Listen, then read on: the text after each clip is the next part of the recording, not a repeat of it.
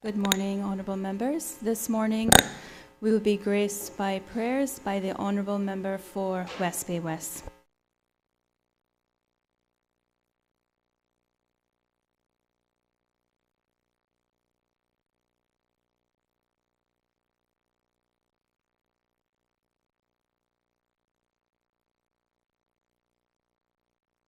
Let us pray.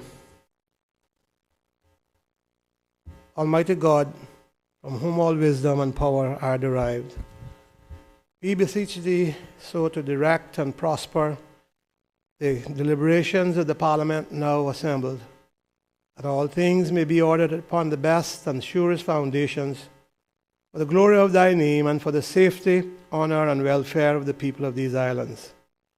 Bless our sovereign, King Charles III, William, Prince of Wales, and all the royal family. Give grace to all who exercise authority in our Commonwealth, that peace and happiness, truth and justice, religion and piety may be established among us. Especially we pray for the governor of our islands, the premier, the speaker of the Parliament, the leader of the opposition, ministers of the cabinet, ex-official members, members of the Parliament, the Chief Justice, and members of the judiciary, that we may be enabled faithfully to perform the responsible duties of our high office. All this we ask for thy great name's sake. Let us say the Lord's Prayer together. Our Father, who art in heaven, hallowed be thy name. Thy kingdom come. Thy will be done on earth as it is in heaven. Give us this day our daily bread, and forgive us our trespasses as we forgive those who trespass against us. Lead us not into temptation, but deliver us from evil. For thine is the kingdom, the power, and the glory, forever and ever. Amen. And O Lord, we pray that you would deliver us from ourselves as a people. The wrong we do, the right things we do, let it be right.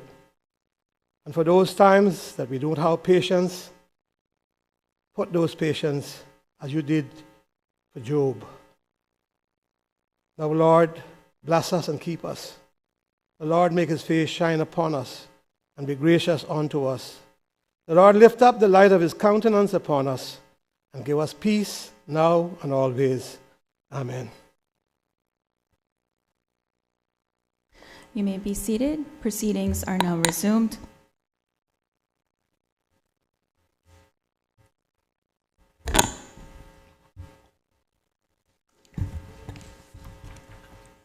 Administration of oaths or affirmations.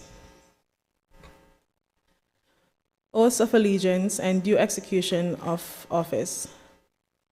By Mrs. Gloria McField-Nixon, the Acting Honorable Deputy Governor, responsible for the portfolio of the Civil Service, to be the temporary ex officio member of Parliament. Ms. Gloria McField-Nixon. Please stand.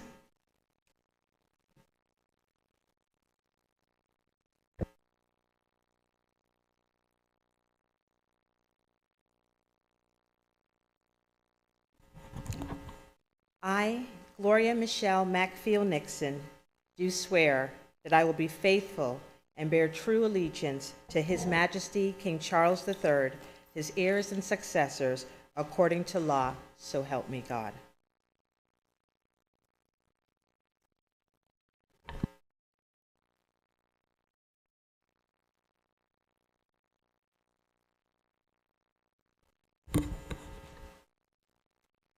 I, Gloria Michelle McField-Nixon, do swear that I will well and truly serve His Majesty King Charles III, his heirs and successors, and the people of the Cayman Islands in the office of ex officio member of Parliament, so help me God.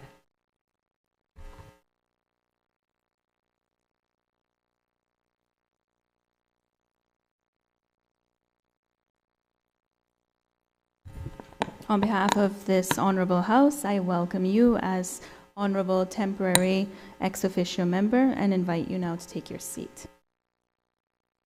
Members, you may be seated.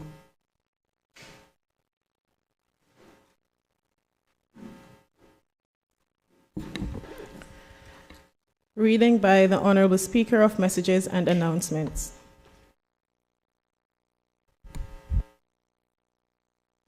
Good morning again, members. I just have a short announcement. As many of you all here know, Ms. Susan Burke, who has recently changed roles and is now our communications officer. Many of you may have seen that we have recently launched our social media platforms, and later this month we will be launching our website.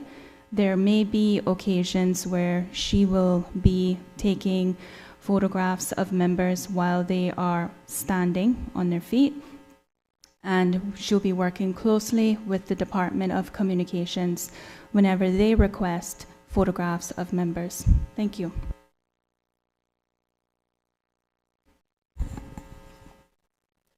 Presentation of petitions. None? Presentation of papers and of reports.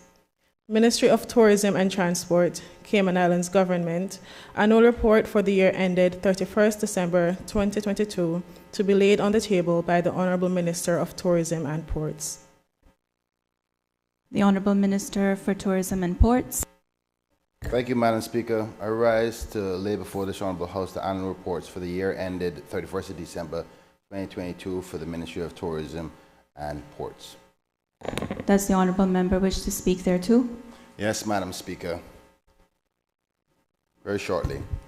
In accordance with Section 44(6) of the Public Management and Finance Act 2020 revision, it gives me great pleasure this morning to place before this Honorable House the annual report and audited financial statements for the Ministry of Tourism and Transport for the fiscal year ended the 31st of December 2022.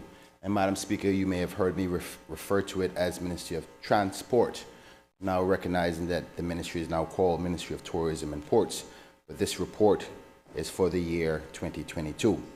Madam Speaker, the audited financial statements show that the total income for the year ended the 31st of December 2022 was $25,606,000, while total expenditure was $25,042,000. This resulted in a surplus of $565,000. The ministry had current assets of $7,585,000 and non-current assets of $252,000. Total assets amounted to $7,837,000 as of the 31st of December 2022. The current liabilities of $5,976,000 reflected the total liabilities for the ministry. The total net worth was $1,861,000, which consists only of contributed capital. There was no reevaluation reserves or accumulated surpluses for this financial year. Madam Speaker, this was an unqualified audit opinion by the Auditor General, signed off on the 30th of April 2023. The Auditor General stated, "In my opinion, the accompanying financial statements present fairly, in all material respects, the financial position of the ministry as of the 31st of December 2022, and its financial performance and its cash flows for the year ended 31st of December 2022, in accordance with international public sector accounting standards."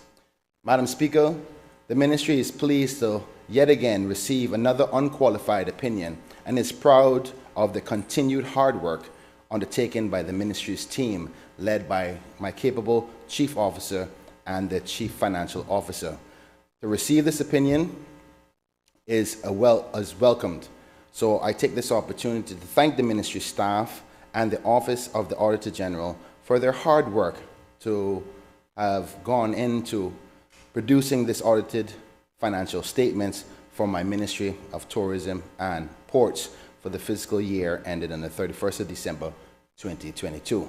I now invite the members of this Honorable House and for the public to review the report in details. Thank you, Madam Speaker.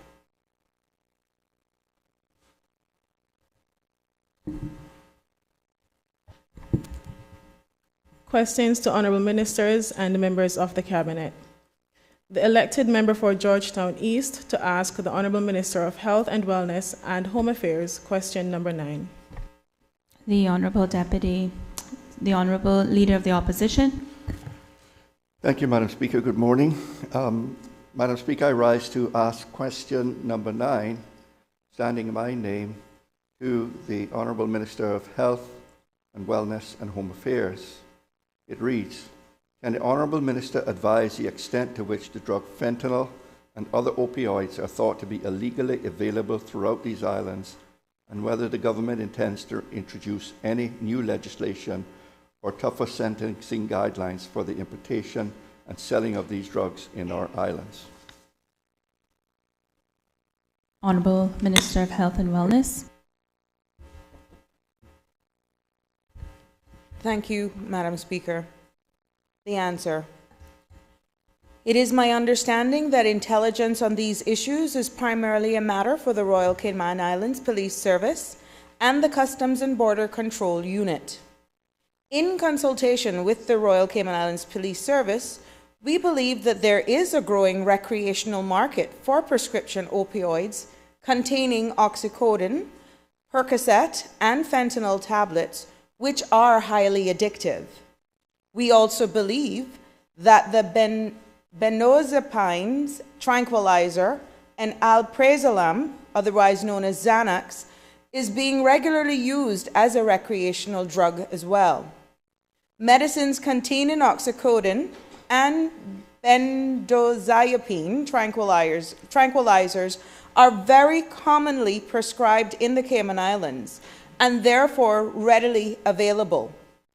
These drugs are believed to be being sold illegally on the island and often used alongside cocaine powder and ganja. The Misuse of Drugs Act 2017 is the primary controlling legislation for all of these drugs. However, the schedule of substances that it controls is not comprehensive. Madam Speaker, I can advise that the Ministry intends to bring forward amendments to the Misuse of Drugs Act to update Schedule 1, Parts 1 and 2 to address the hallucinogenic substances and amphetamine derivatives currently not included in that schedule. At that time, the penalties for offenses will also be reviewed to ensure that they fit the circumstances of the case. Madam Speaker, I am further advised by the Chief Medical Officer that significant quantities of controlled drugs are currently imported into the Cayman Islands as prescription medicines. The CMO is accountable for the permission to import medicines containing controlled drugs that are identified in the Single Convention on Narcotic Drugs and international treaty that is binding on the Cayman Islands.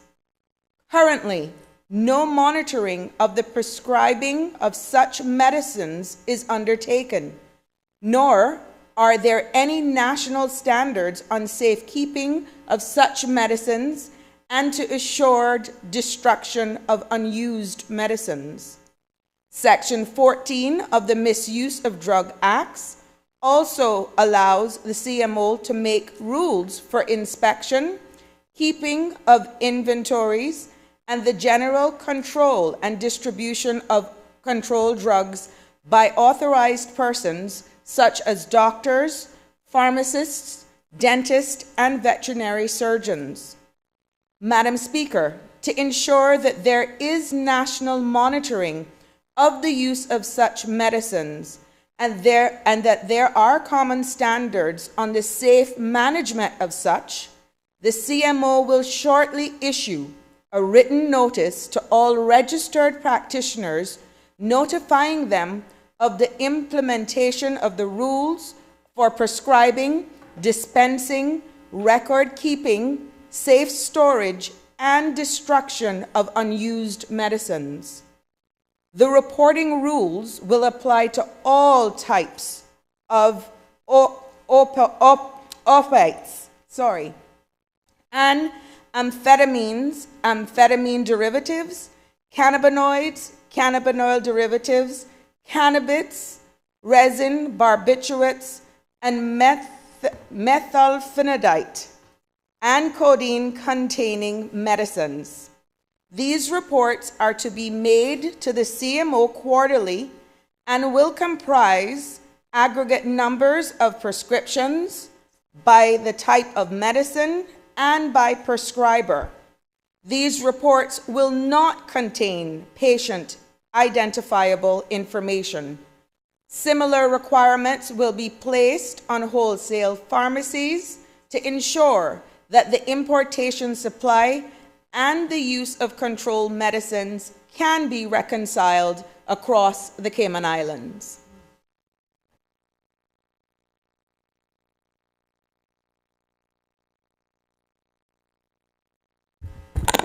Are there any, the Leader of the Opposition? Just to thank the member for her very thorough response, Madam Speaker. No further questions.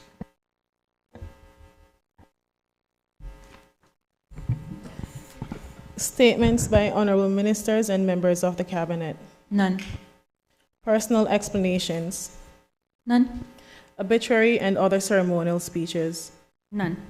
Raising of matters of privileges. None. Other business. Motions. Private members' motion number 1 of 2023-2024, cost of electricity, to be moved by the elected member for West Bay West and seconded by the elected member for Bontown West. The elected member for West Bay West.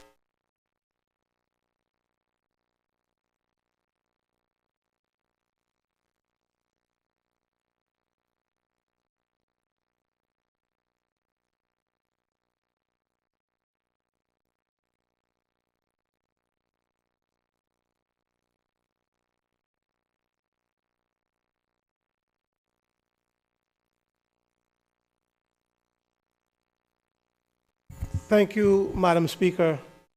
Madam Speaker, I have a short amendment to the motion, and I just don't have the copy in my hand, and I don't know if that has been distributed to members as yet, but the short amendment is in the resolve section, and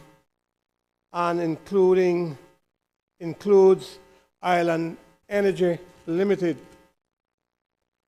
which is, I hope you have it in your hand now, Madam Speaker. On elected member, I have approved it and I am about to get a copy at this time. So I would just, I think, hold on until you get it distributed.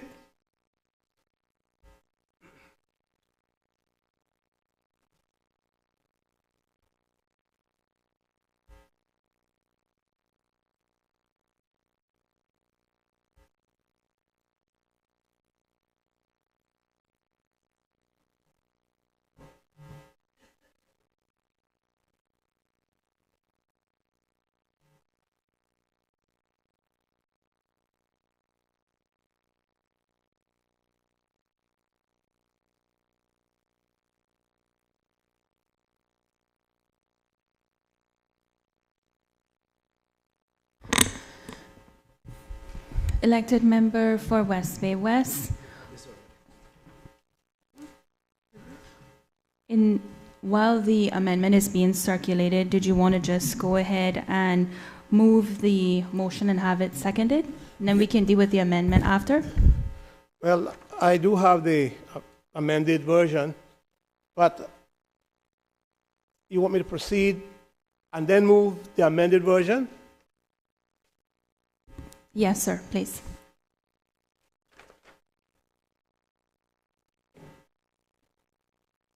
Thank you, Madam Speaker. Madam Speaker, I rise to move private members' motion number 1, 2023-2024, entitled The Cost of Electricity, standing in my name. It reads, whereas the cost of electricity is extremely high in our islands, and whereas there have been many complaints from the public in regards to their costs, Be it resolved that government considers commissioning an independent investigation by knowledgeable persons who would be charged with examining how the Caribbean Utilities Company do their meter readings and how the results are computed.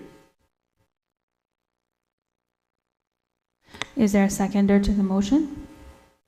Madam Speaker, I rise to second the motion. The motion has been moved and seconded. It is now open for debate.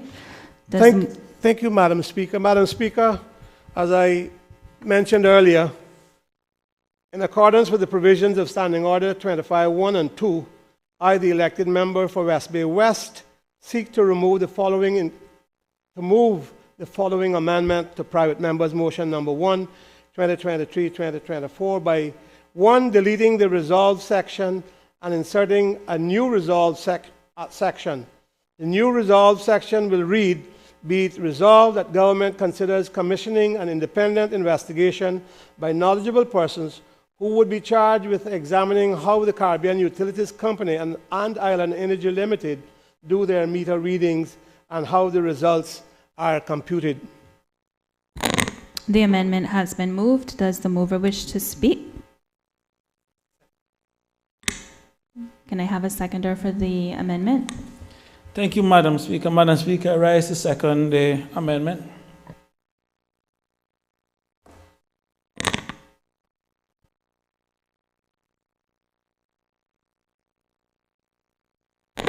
The amendment has now been seconded and is open for debate.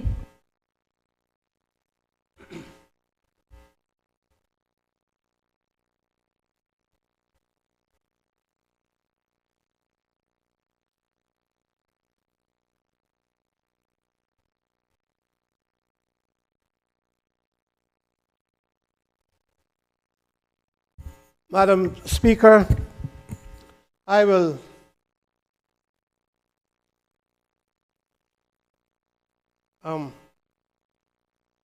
is all fixed?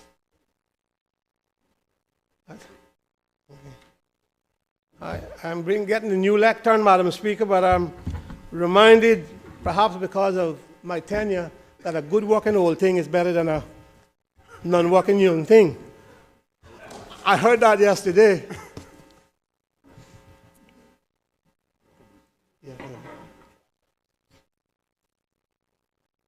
Madam Speaker, in speaking to the motion, I'd rather do it all in one. And when you move the resolution, I guess it will be for the motion as amended. I'll do that, Madam Speaker, and hope that that's okay with the chair. Madam Speaker, this is not my first time standing or rising on a matter to do with the electrical company.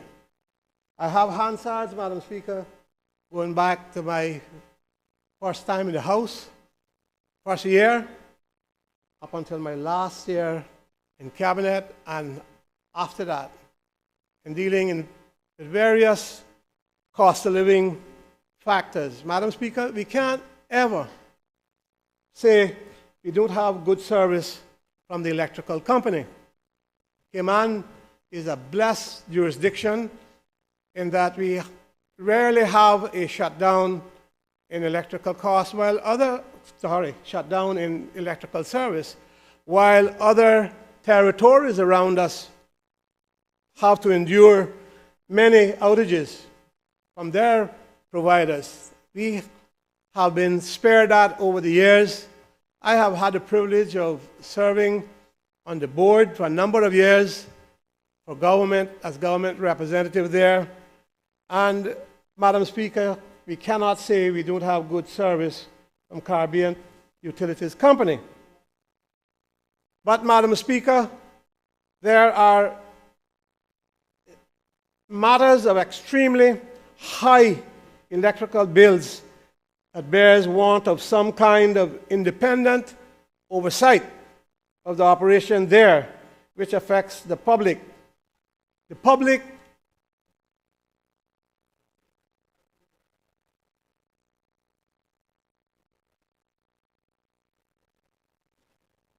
I moved the amendment, though.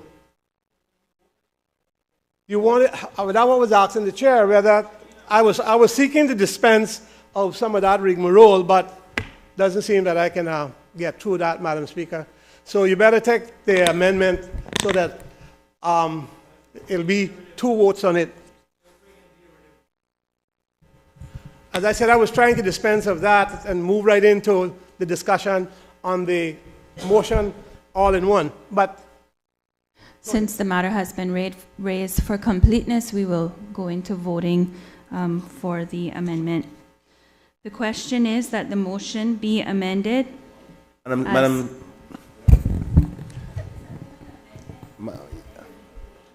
You have to close off the debate of the amendment, Madam Speaker. My apologies. And take the vote on that after you close the debate, because he's already opened it.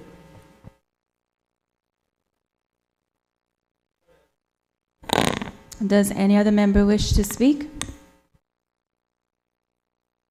If no other member wishes to speak, I will put the amendment to vote.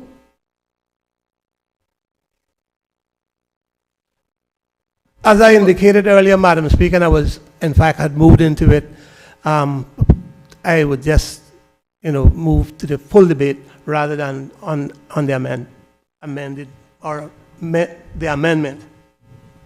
Thank you. Okay, so we'll just put the amendment to vote, and then we will open the debate on the amended motion.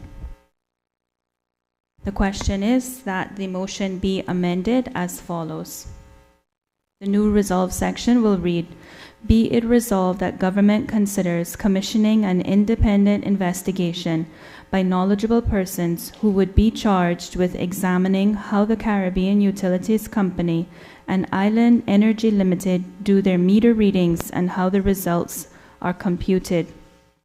All those in favor, please say aye. Aye. Those against, no. The ayes have it. The amendment to private members' motion number 1 of 2023-2024 has been duly passed. The motion, as amended, is now open for debate. Madam Speaker, in that break, then, let me just repeat that we do have an electrical company that gives us good service as far as having electricity to our homes and our businesses from nearly at all times. There are times when there is interruptions, but most times we know there is good reason. The only time that I can think, Madam Speaker, that I had to wonder about the shutdown of services was the opening of my campaign meeting last election. When it got to me, everything went down. No radio, nothing. Everybody else had spoke. My time to close, as usually, I'm the last speaker. And it had shut down, and I kept wondering, why in the world did that shut off at this point in time? Anyway, it happened. But for all that, Madam Speaker, we have had good service. Bills are another thing. Madam Speaker, as I said, there are matters of extremely high electrical bills that bears want of some kind of independent oversight of the operation there, which affects the public. The public, Madam Speaker, you, members of this House, and me. Madam Speaker, I think, Madam Speaker, that we have a minister, young minister, who wants the benefit of CUC to be recognized, as well as to see his people not overburdened with high electrical costs that they can't pay. And so we do have a regulatory body, or a body that is supposed to be the regulatory body, called OFRIG. And so he appointed a very determined lawyer to be chairman of OFRIG and I think who has already started to show just how determined he is in dealing with utility companies when he took on cable and wireless. And I hope that my motion in asking for an investigation into such matters as a dramatic rise of costs in a month's bill will help to bring to light and satisfy some minds that something can be done about what we are facing. And as I said, these very high electrical bills, Madam Speaker, has caused damaging situations to a family's monthly expense budget. I've had many complaints, as other members I know, over the years, and even sought to bring, competition to electrical services. And, Madam Speaker, that didn't work. They helped throw me out of office by then, and so nothing was done about that. A new contract was signed. And so, Madam Speaker, OFREG has some responsibilities, and I just have to wonder here, why is it that they were allowed to continue their service under the license when you had an opportunity to test matters on the license, but you had to give some notice? And that is stipulated in their license contract or agreement. And why that has not been done? Madam Speaker, that's a serious matter. And I hope members of this House is paying attention to what I'm saying, because it is a serious matter. That nothing was said to them, and they have been allowed to renew their license, as I understand it. And if I'm wrong, maybe somebody here can correct me, but I certainly don't understand why that has happened. We only have one company. Not enough has been done. And as I said, nobody test me on it, because the Hansards are full of my arguments over the years about this situation, and motions and statements and my attempts to bring competition. I believe that competition is good in this country of ours. I think that when you have competition, then the people should at least, or can expect at least, to get right, to get justice, to get prices right because of competition. That's why I worry also about this new thing called the new energy thing that they want to bring in. LNG, is it? And I hope members are listening, because they're not answering, so. But, Madam Speaker, I worry about it. Solar, costly to say it is, when you look, countries are doing what they can to assist households with it. And I know it works. That I know, because I have it on my little farm. And I don't have electricity toward the farm. And that can't, what I do have can't do all that I need to do, because I couldn't afford it. But it does some. So solar works. The cost of it, people can't meet. Maybe it's something that we have to do in the new planning processes, that people can build in solar to their new homes. If we're talking about government homes, maybe that is a way, that's one way that we can be able to help the people, is to ensure that these new homes at least are powered to that extent. But I am concerned because if CUC has to be the one to provide it, then the regulatory body needs to be on the ball,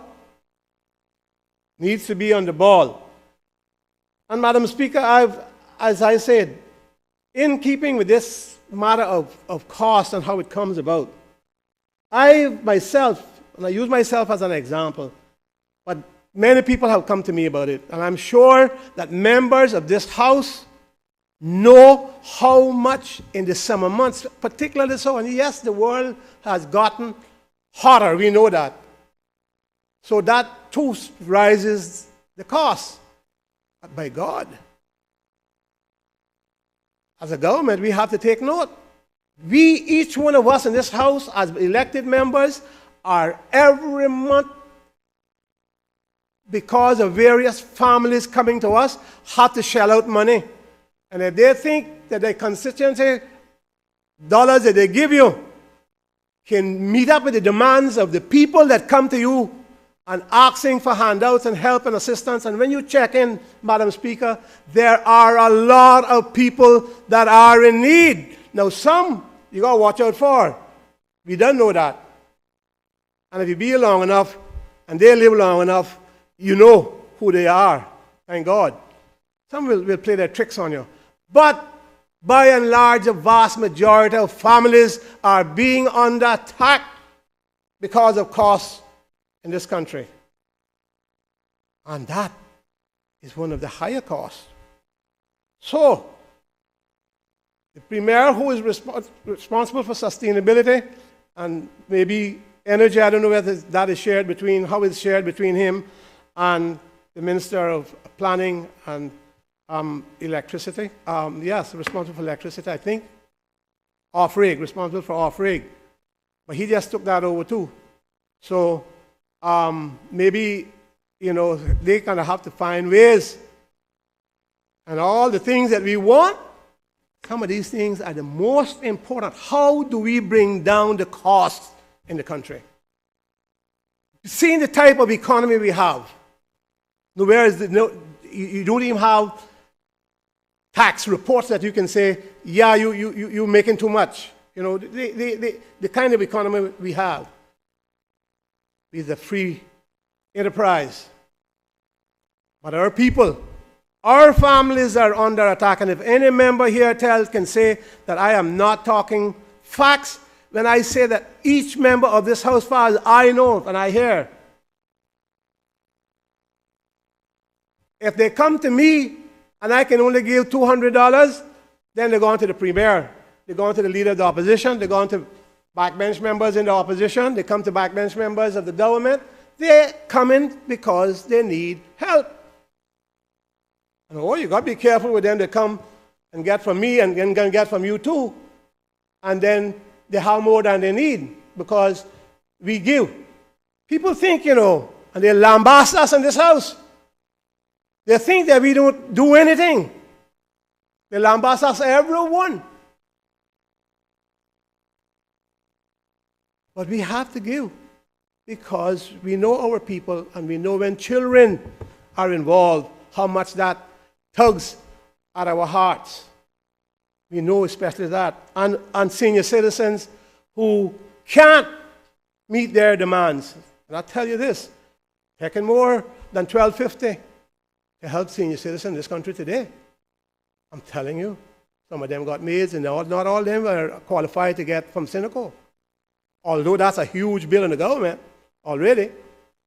So, Madam Speaker, we can speak from our hearts and the facts about what is happening with our people with costs.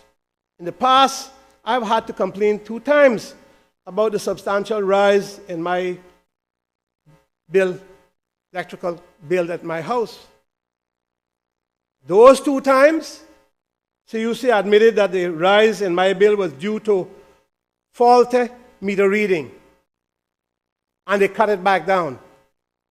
Just recently, though, my bill increased from 1,400 thereabouts to 2,090. And the next one, $4,231. That's mine. Oh, you say, oh, you got a big MLA salary. Oh, yeah? To be able to withstand that kind of shock?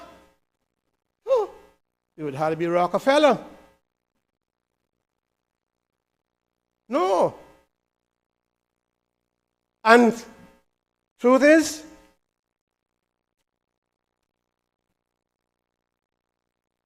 in that period,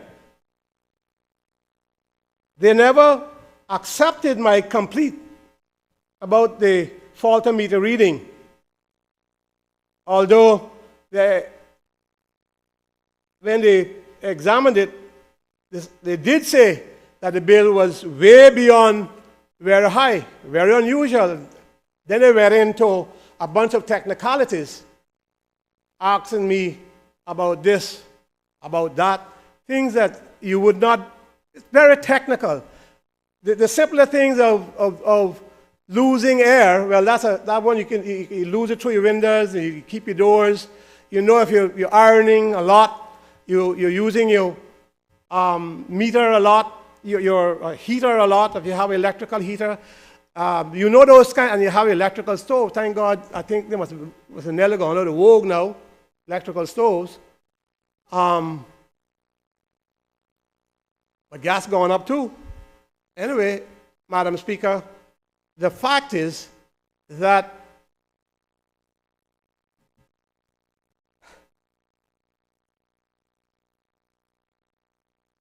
you can't, we don't know, because we are lay people. We don't know. I know that in my house, we conserve as much as possible. Every one of my outside doors are double doors, because I'm a good Cub Scout, Sea Scout. Be prepared. So I have double doors. My house is completely in the ceilings with the foam covered. And still you get these kind of bills. On top of that, you be away for 2 weeks and no reduction in your costs. Even there's no ironing, there's no washing, there's no cooking, there's no bathing. But yet your bill not just remain the same, increase. And they say, oh, it's the government's fault because it's the fuel factor. And when you look at the bill, of course, that's a huge amount of your bill. But when you don't use other things and all these other things go up and the fuel factor hasn't risen too. Fuel were here. In that period of time, no boat came in. These are things that we have to look at. We have to find a way. And so in dealing with CUC, and when I had to go there, there was a very kind and professional staff, the two members that dealt with me. Professional staff guided me through a process. They said, no, it's not our fault. You have to pay the $4,231. So the first time in my life, not even when I was staying with my mother, that we had to go to a payment plan. First time in my life. Never in my life, from the time we moved into our home for so long, 47 years now, did I have to be given a payment plan. Think of what is happening to people out there that are worse conditions, less salary, more children to cope with. Think of what's happening with them. When you add their grocery bill, And don't ask about insurance. Don't ask about that. Mine increased too. Plenty. And here we are saying that we can't do anything. We are a free enterprise country. Free is not free for us. You can believe that. So, while I'm not satisfied with what I heard from Caribbean Utilities Company, I'm appreciative of their assistance because they give you a payment plan at least. I don't know what would happen because I didn't have no $4,231 to pay. I didn't. So, Madam Speaker, that kind of bill is no joke. And I want to repeat, it came after I've been off island for a week on official parliamentary business, when nothing was going on. All lights off, no use of the hot water heater, no ironing, no bathing. I don't know how dogs now, but not even them could get water because I didn't have no dogs to give. So not even that could run up the electrical bill. But yet, that kind of increase. More than 100%. After all of that, I'm now paying the bill on a repayment plan. The bill has gone back down. It's gone back down now. So the May area, when it started out, at the 12 to 1,500 or 1,400, whatever it was. But I know how much headache it nearly threw my wife, who does the bills, into a heart attack when she received that. And I could only imagine what families are going through in this very high cost of electrical bills is doing and has done to families in these islands. Madam Speaker, I'm not satisfied. I know that off-rig, and I don't know completely whether the law is ineffective or what has happened. I don't know. But certainly, off-rig hasn't been effective in this regard. And worse, to come to find out that that opportunity has bypassed, flown away. And I don't know what the government's going to do. I believe that the minister will want to take action. And I believe he will get support from his colleagues. But I know that that is an unholy situation. It's an unholy situation for that to have happened.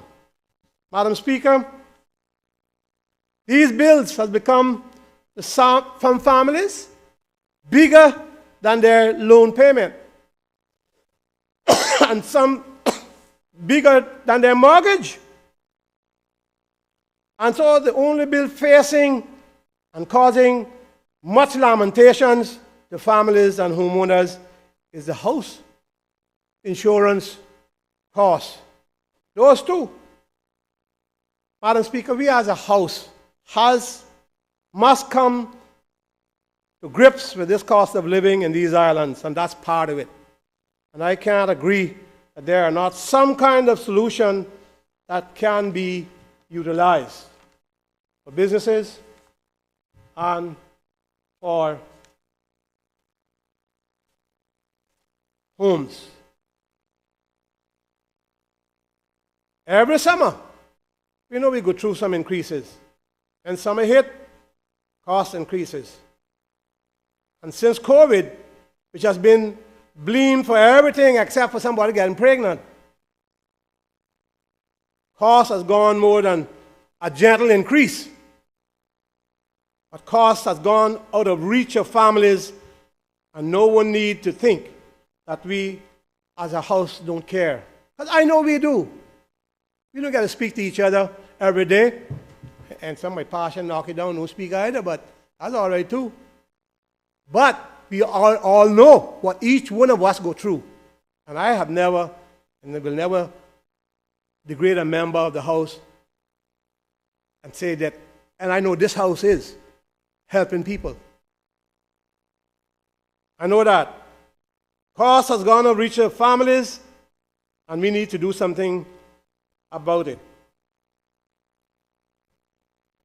The big thing that I see, Madam Speaker, in trying to come to grips with cost, and there's a motion, I think, dealing with something like that. But the reality is this: the government has made, I think, if not everyone, nearly every food item duty-free. I would think there are some things that are not, and we could do something with it. But when you check it, there is not much left. There is not much left to take duties from. Can't be much if it's anything. So, Caymanians can work in this kind of arena of life as it is today. But coping with costs of living is a reality that takes away from them. And we have to find ways, and I repeat that, to assist Caymanians who are least able to cope with these high costs that we are experiencing. Madam Speaker, the amendment to the motion is that we include the Sister Islands Electrical Company that services the Sister Islands. And I would hope that the government will move quickly on this. Someone asked me, well, how the government can do it? I say, government is the policymaker. There's a cabinet, there's a caucus, there's a cabinet, and they have various authorities. And whenever a matter strikes to where that authority has responsibility, then government in cabinet, especially if the House has passed and made recommendation on it, the cabinet should take up the matter and let or make or force or legislate again their authority that they have with the responsibility to do something about it. And that's what I'm asking, Madam Speaker. Madam Speaker, I have probably drifted a little bit far, but it all, I think, is what we're talking about. Cost that we can't do much about as laymen. But let's get some people who are knowledgeable, who are independent of the situation, and if Africa don't have anybody, Madam Speaker, then go abroad and find people unconnected to do that kind of research, that kind of examination.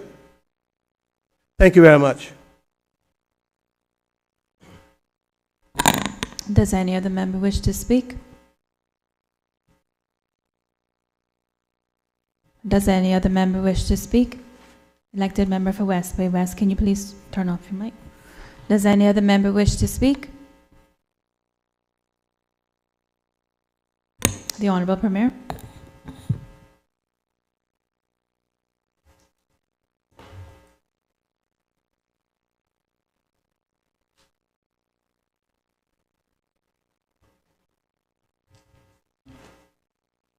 Madam Speaker,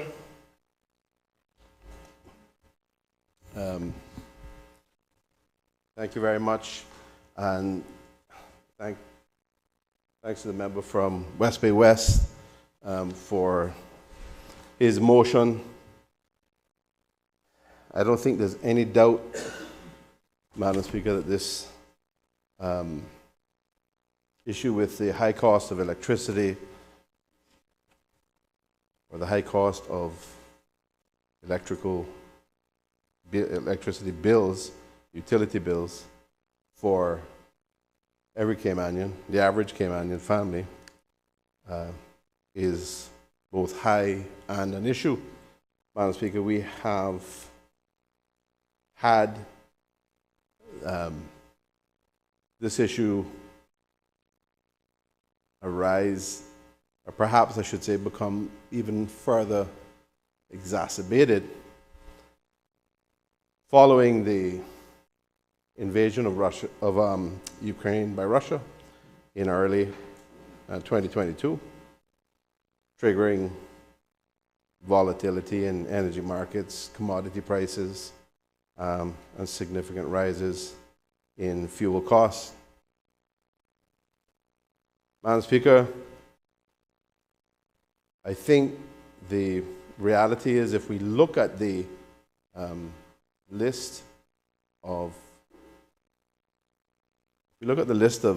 entities across our region in the Caribbean, and look at the base rates, just by way of comparison, because each island, each state will have different issues around fuel costs, for example, which is a big part of the cost, as we know.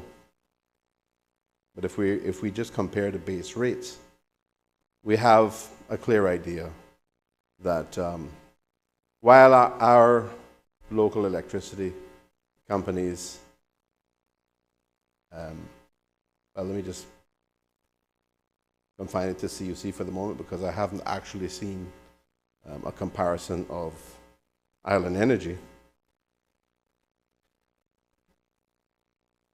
But for certain, CUC is not one of the highest from a base rate perspective in the Caribbean. It may at best not be lower than the median, but it's certainly not one of the highest.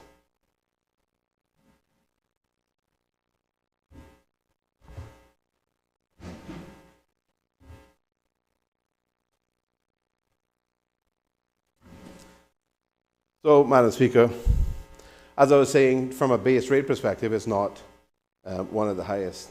And the member, the mover of the motion, prefaced the expression of his concerns, both on behalf of himself and constituents in his constituency and the whole country, by saying that they do provide a good service. There is, from an objective perspective, a very high level of reliability. So that's not, I think, where the complaint or the concern lies, Madam Speaker. It is in relation to the cost of the bill. Madam Speaker, there is a reality as well that we live in a climate which is warm, and unfortunately the other reality is that it's getting warmer.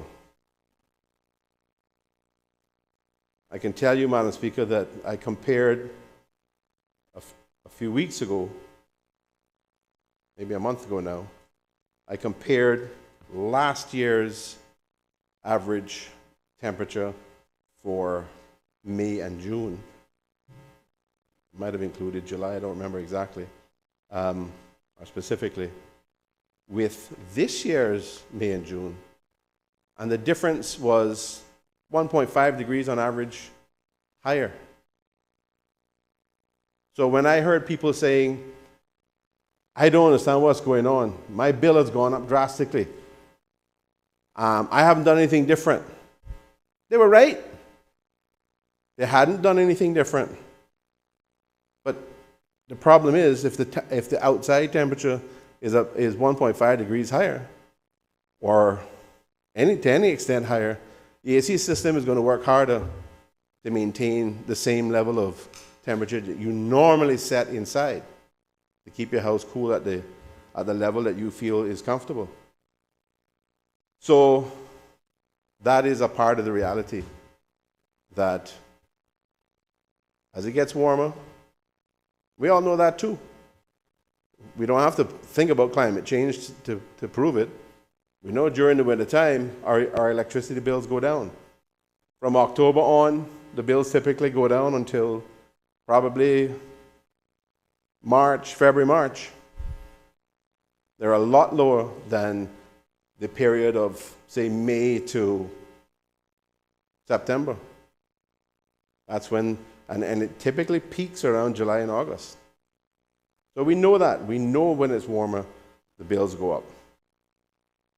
The difficulty is, as it gets warmer, the bills are going to go up more all year round, not just during the summertime. So I think we can accept that the level of service that's provided is good, it's reliable. I think we can accept that comparing base rates, CUC is not the most expensive. But people are still feeling these high costs, Madam Speaker, and part of it is fuel costs. In fact, if we look at our bills and look at the fuel factor, that's the majority of it. The majority of our electricity bill is a fuel factor. And that fuel factor varies with the market, and that fuel factor is unpredictable as a result.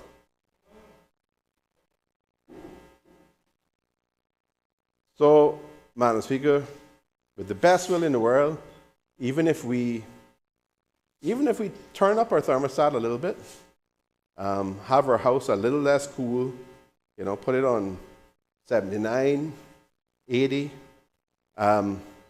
we still may have relatively high bills, and maybe even increasing bills. Maybe because the outside temperature is warmer and the AC system has to work harder to maintain that level.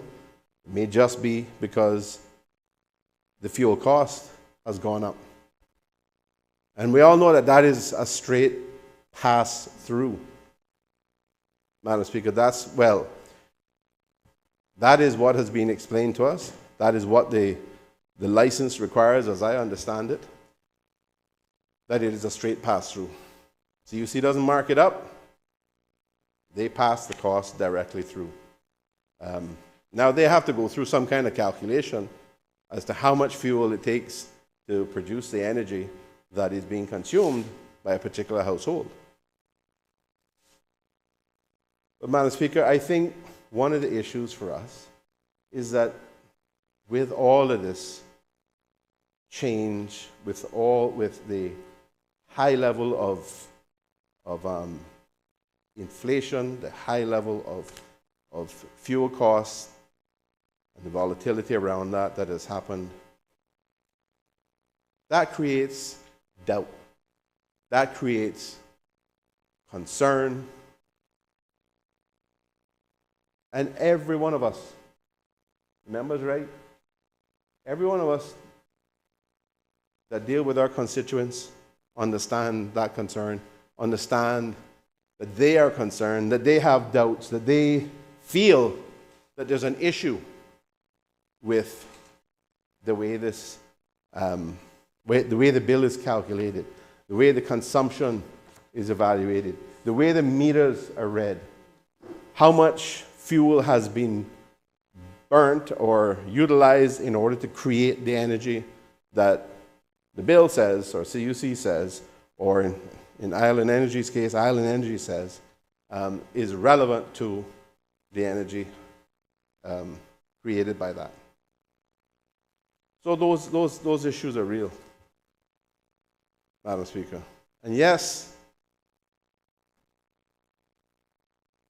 our major challenge is to pursue our actions through the National Energy Policy, which was adopted by this Honourable House in 2017, and it has now just gone through its mandated 5-year review, which has at its core, Madam Speaker,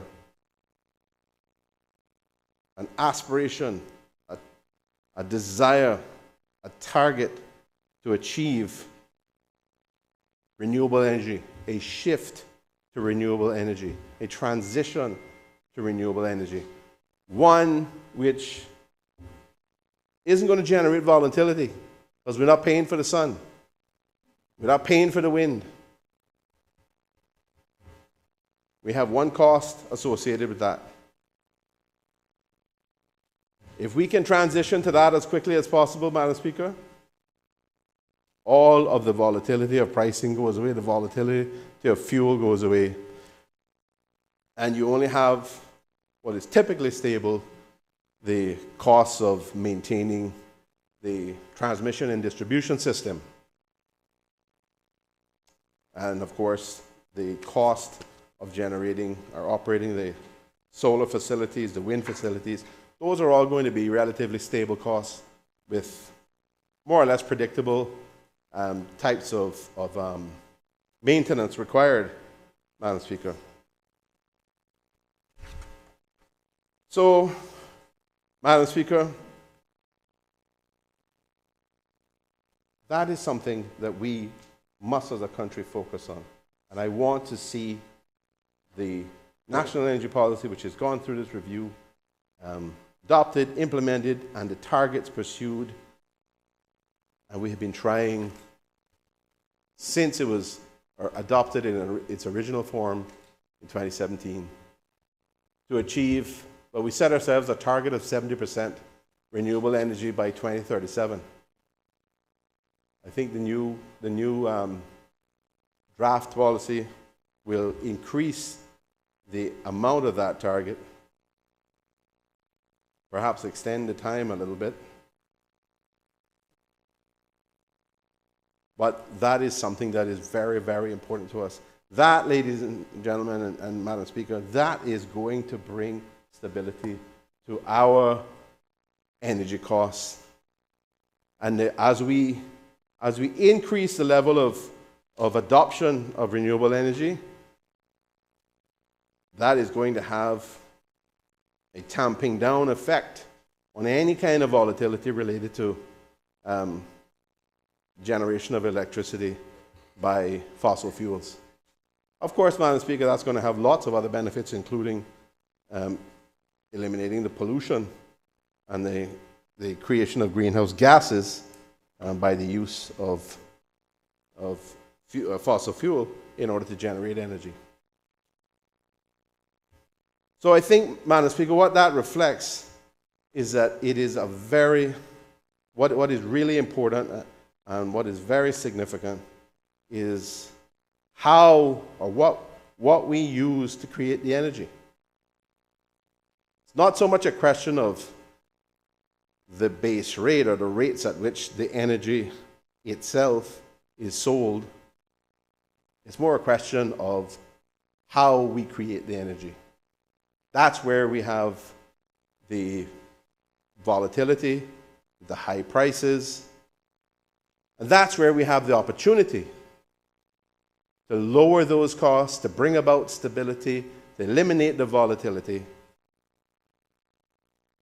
and to do it in a very environmentally sound manner, Madam Speaker. So,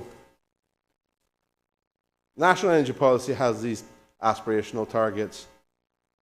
That's something that it is entirely in the national interest of this country, and it's entirely in the interest of all of our people, all of the consumers in this country who pay electricity bills. That is going to be in their interest for us to, as policymakers, for us as the leaders in the country, to try to promote and push that as quickly and as hard as possible, because they're going to benefit greatly from that. But, Madam Speaker, we know this isn't going to happen overnight. We know there'll be the transition period, and it's going to be an extended transition period. It ain't going to be next year. It ain't going to be the year after that, but we're moving along. You know, we'll be getting more and more of the benefits, but we still have to deal with the fuel costs. And there will still be the concerns as we move along that. They'll be less and less, I believe, but there will still be, certainly for the next 6 months, certainly for the next year, certainly for the rest of this term, there will still be concerns from our constituents, from our people in this country, as to whether or not the bills are accurate. The mover mentioned that there was a technical issue which had been identified in one of his bills with the meter. That may be the case, Madam Speaker.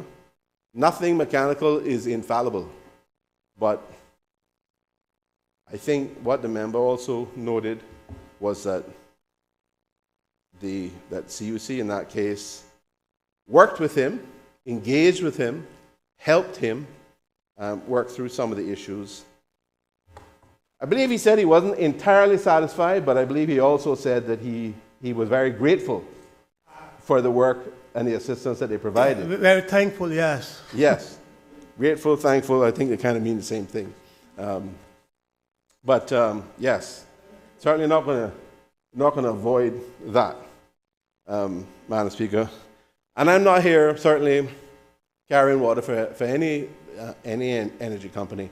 I am here because I am concerned on behalf of the people of this country, as the member from West Bay West is, as the mover of the motion, that our people get the kind of treatment, the kind of assistance that he talks about when these types of issues happen, and with the best will in the world, they will, but also that they can have a level of understanding and a level of confidence that, absent some of these glitches or mechanical issues or technical issues with a meter, that what they are paying for is a fair and accurate reflection of what they consumed, and that the fuel cost is relevant to what they consumed, and that there is a pass-through, a straight pass-through. Then, of course, there's the issue of the fuel cost and all the volatility around that. But, Madam Speaker, that is the gist of what we should be, I think this motion is trying to achieve, and I think what we should be trying to seek for our people, if there is this, and I believe that there is, and I think the experience of all of us pretty much in this House is that we have constituents that are expressing these concerns. So that is what we should be seeking to achieve for them. We should be seeking to provide a level of, through this process as contemplated in this motion, a level of trust and confidence that they understand the way this works. They understand that if they consume more, they have to pay more. But they want to make sure that it's right. They want to make sure that it's accurate. Madam Speaker. Madam Speaker, I think there's just no way to avoid the real issue at the moment, which is the questions and concerns around how much fuel is being utilized, how it's allocated to a particular bill, and the feeling that perhaps they need some degree of certainty or some degree of explanation as to how the pass-through is occurring in terms of the cost. So, Madam Speaker, in recognition that that is a significant issue, a significant part of the issue, and as I said earlier, it's more than half the bill. I believe that this motion would benefit from further amendment to include utilizing the same people to the same knowledgeable people to review the cost of fuel and related matters. So, Madam Speaker, I, under Standing Order 25.1, would seek your permission to move an amendment. 25.2.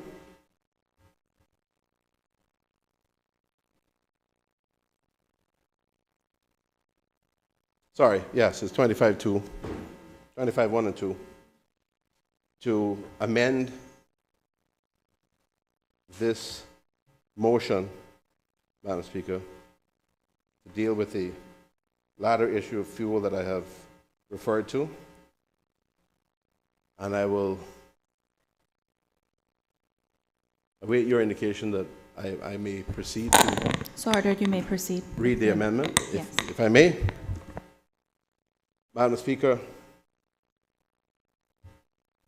the motion has been amended already to include a revised resolution,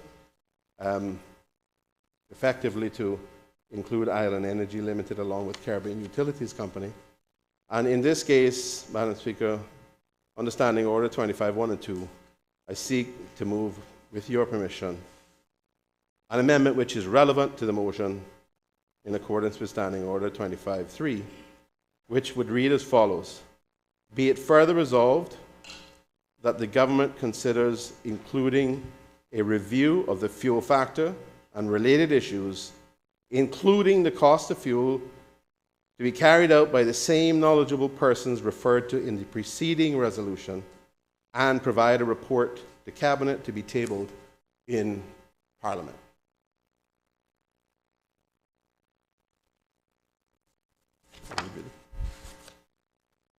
If you can read my language, my scribbled, Madam Speaker. Better training might have been a doctor, but. The question is, be it further resolved that the government considers introducing a review of the fuel factor and related issues indicating the cost of fuel to be carried out by the same knowledgeable persons referred to in the preceding resolution, and provide a report to Cabinet to be tabled in the Parliament. All those in favor of this amendment, please say aye. Aye. Madam Speaker, I think it would be beneficial for us to see a written copy. It's not deleting anything, am I right? Not deleting anything. Not deleting anything. I know, Madam Speaker, but too many slips between the cup and the lip. That's fine, Honourable Member. I was just doing it as a matter of expediency, as I do know we have a number of motions to be tabled today. But we will take a 5-minute suspension so that I can have my team prepared written amendment for members to review. Sorry, Madam Speaker. Sorry. Just a clarity. I need to speak on that amendment also, actually. So the previous... The amendment that's being made there, I need to speak on that one. Well, the amendment that's being made now? Yeah. Well, we will put that to debate, for sure. Just ask all members to remain in your seats. We'll just take a 5-minute suspension.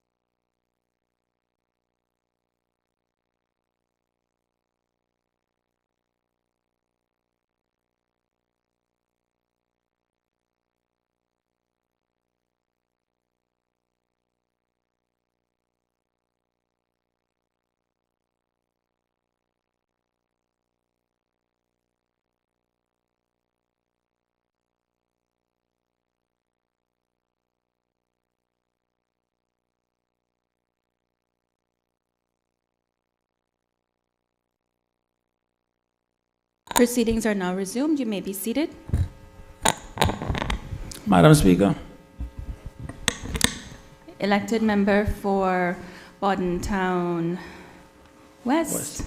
Thank you, Madam Speaker. Madam Speaker, before putting to the vote the amendment that's on the floor, I want to raise a possible point of order.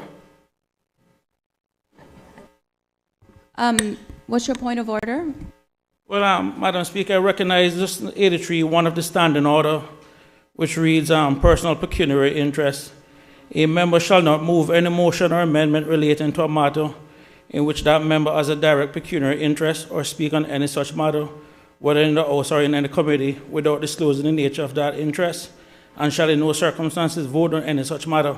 I just want to recognize, Madam Speaker, with CUC being a publicly traded company, that there may be members of this honorable House that may have a possible conflict, or if anyone is in the fuel or energy business or whatever. So just to make sure that before we vote on that members at least declare that interest. Thank you. Thank you for that, honorable member. I have already received indications from some members who will be declaring an interest. Unless you have concerns prior to the vote, we will wait until we get to the vote, unless anyone who has moved an amendment, because I think, or someone who has moved the motion. Otherwise, we will wait till we get to the vote and see if anyone would, at that point, declare their interest. The amendment has been moved and is now open. The elected honorable member for Georgetown Central. Thank you, Madam Speaker. Unfortunately, I don't have my standing orders with me, but I just, from an administrative perspective, does the standing orders mandate the pecuniary interest to be declared before the debate or after the debate?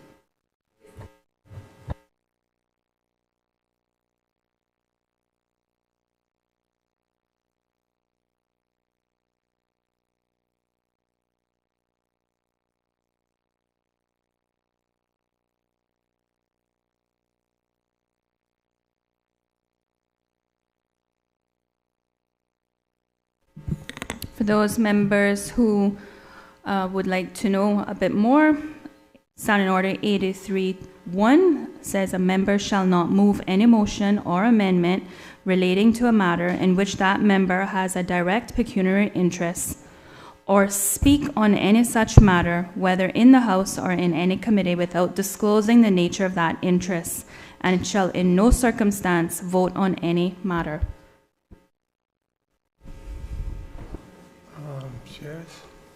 Please go ahead, honorable member. Thank you, Madam Speaker.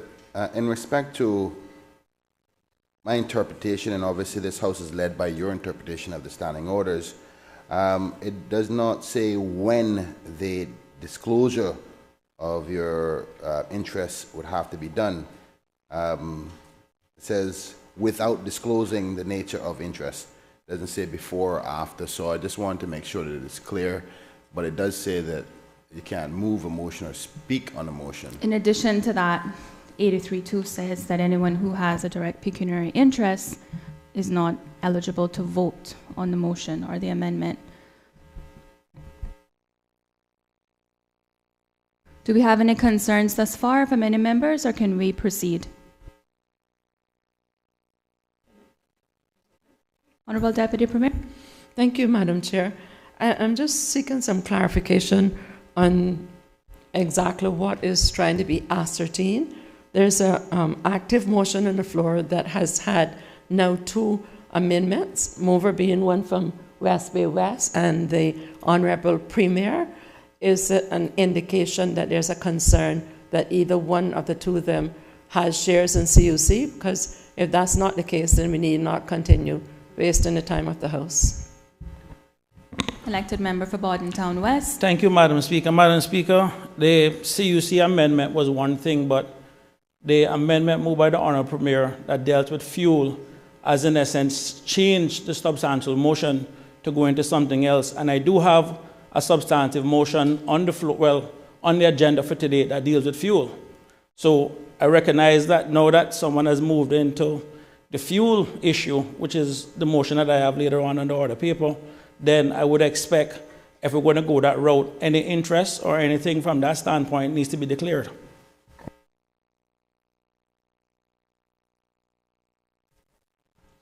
Elected member for Madam West Bay Speaker, West.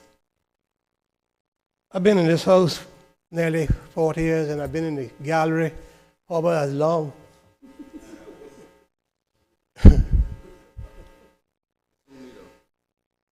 And I know my rules. And some things is askance right now because the member from Bordentown West is making a point.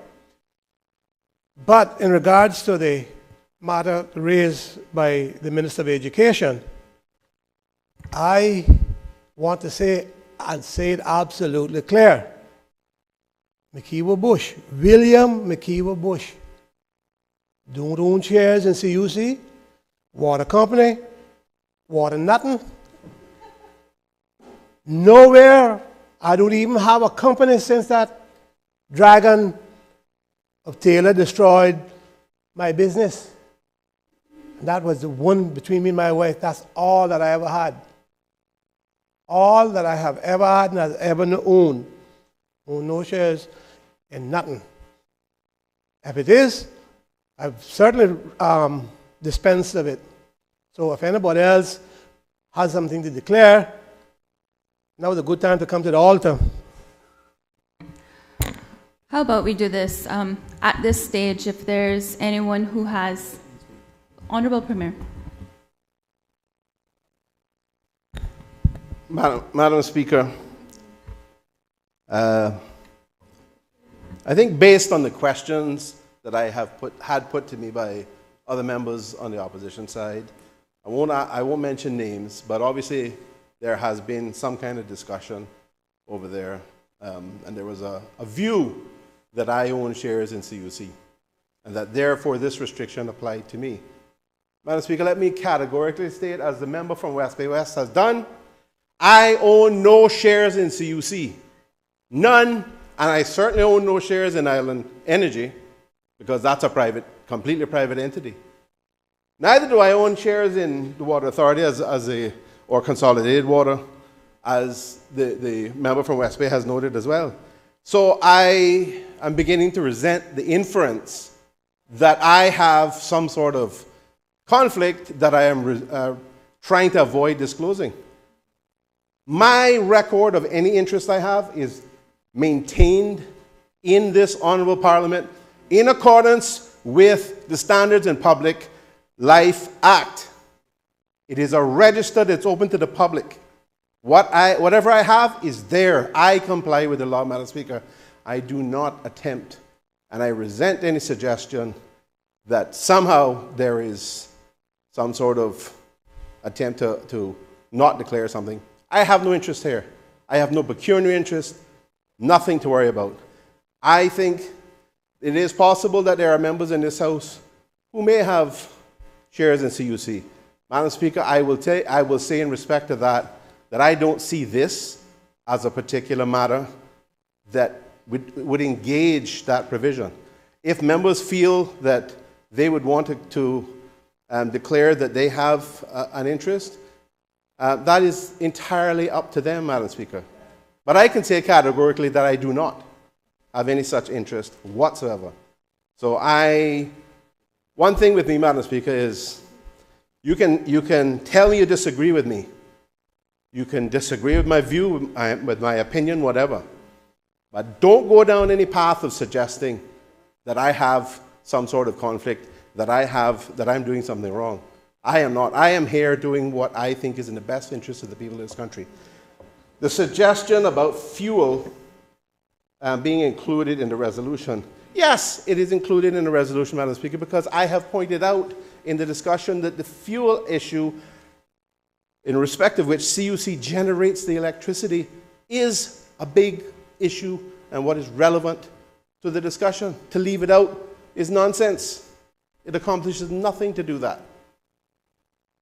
Now, do I have an interest in a gas company which CUC has no engagement with?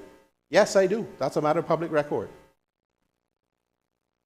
But that has nothing to do with CUC's fuel and the way in which they generate electricity. So I hope that that can put this issue to rest. If members want to declare their interest in CUC shares and abstain, that's entirely up to them, but I don't think it's necessary for them to abstain. I don't see this as an issue of pecuniary interest which would be engaged. Thank you, Madam Speaker. Madam Speaker. Elected member for Bordentown West. I'm going by an article published May 4, 2023 by the Cayman Compass, and we're speaking about the business interests of different MPs. Now, the original motion dealt with CUC and CUC alone. The amendment is now asking for, quote-unquote, whatever experts to also look at the fuel sector. And the point I'm making here, Madam Speaker, is that that changes the spirit of the original motion, because now you're going into the fuel sector, and fuel is a regulated sector in this country, and clean gas, which, according to the Cayman Compass, is one of the business interests of the Honorable Premier, is also regulated as part of the fuel sector. So if you're going to go into the fuel sector, then the Premier needs to understand that he's part of a company that is that falls under fuel, and you're talking about people reviewing the fuel sector. And the standing order is clear in that regard. I had no problem with him speaking on CUC. It is when he has now attempted to basically try to move my motion into this one, because he is aware that I have a substantive motion. That's where he has opened Pandora's box. And the point I'm making is he can't move it based on the standing order because he has a conflict, because he owns a company that's regulated within the fuel sector. That's my point.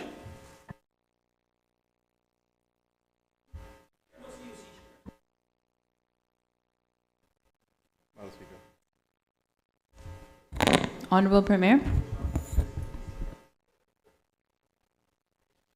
Madam Speaker, it is quite clear from the substance of the proposed amendment that we're talking about fuel utilized by the electricity company, by CUC, in order to generate the electricity. This is not a resolution which refers to the fuel industry generally.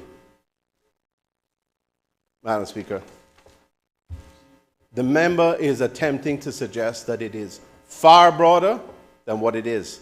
This relates to the preceding resolution, which is the resolution relating to Caribbean Utilities Company and Island Energy, none of which use anything to do with liquid propane gas or any company that I have any interest in, Madam Speaker.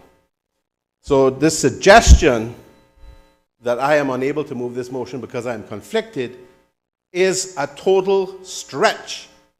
It is to the point of being, you know, when you stretch a rubber band, it becomes transparent, you can see through it. That's what this is, Madam Speaker. That's what kind of stretch we're talking about here. One that doesn't exist. Madam Speaker, the Premier clearly has the numbers. I have said it. I put it in the public domain, my concerns, and this Honorable House is free to do what they want. But I stand by my original objection.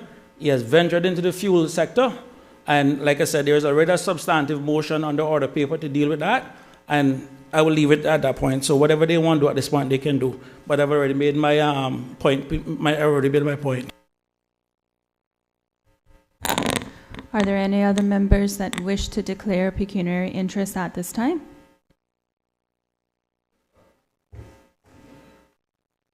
Madam Speaker, I had intended to defer my comments until we actually got to the vote, but in accordance with Standing Order 83, 1 and 2, I do declare that I am a shareholder in CUC, and I have not participated or voted on any of the motions, and I will not vote at the end of it. Thank you, Madam Speaker. I will abstain. Thank you, Honorable Leader of the Opposition. I note that you did speak to me about this previously, and we were going to wait until the vote, but since we are here now, let's just deal with this matter at this time. Elected member for Cayman Brac West and Lil Cayman. Thank you, Madam Speaker. Madam Speaker, I too rise to declare an interest under Standing Order 83, 1 and 2, that I have shares in CUC, and I will not be voting on this matter. Are there any other members? The Honorable Deputy Leader of the Opposition. Thank you, Madam Speaker. Madam Speaker, I rise to declare an interest in the understanding orders 8, 1 and 2, as in my relation to the CEO of CUC being my brother, and that shares are held in my son's name from CUC. Anyone else? Madam Speaker, I stand here with shame. I will abstain from this vote.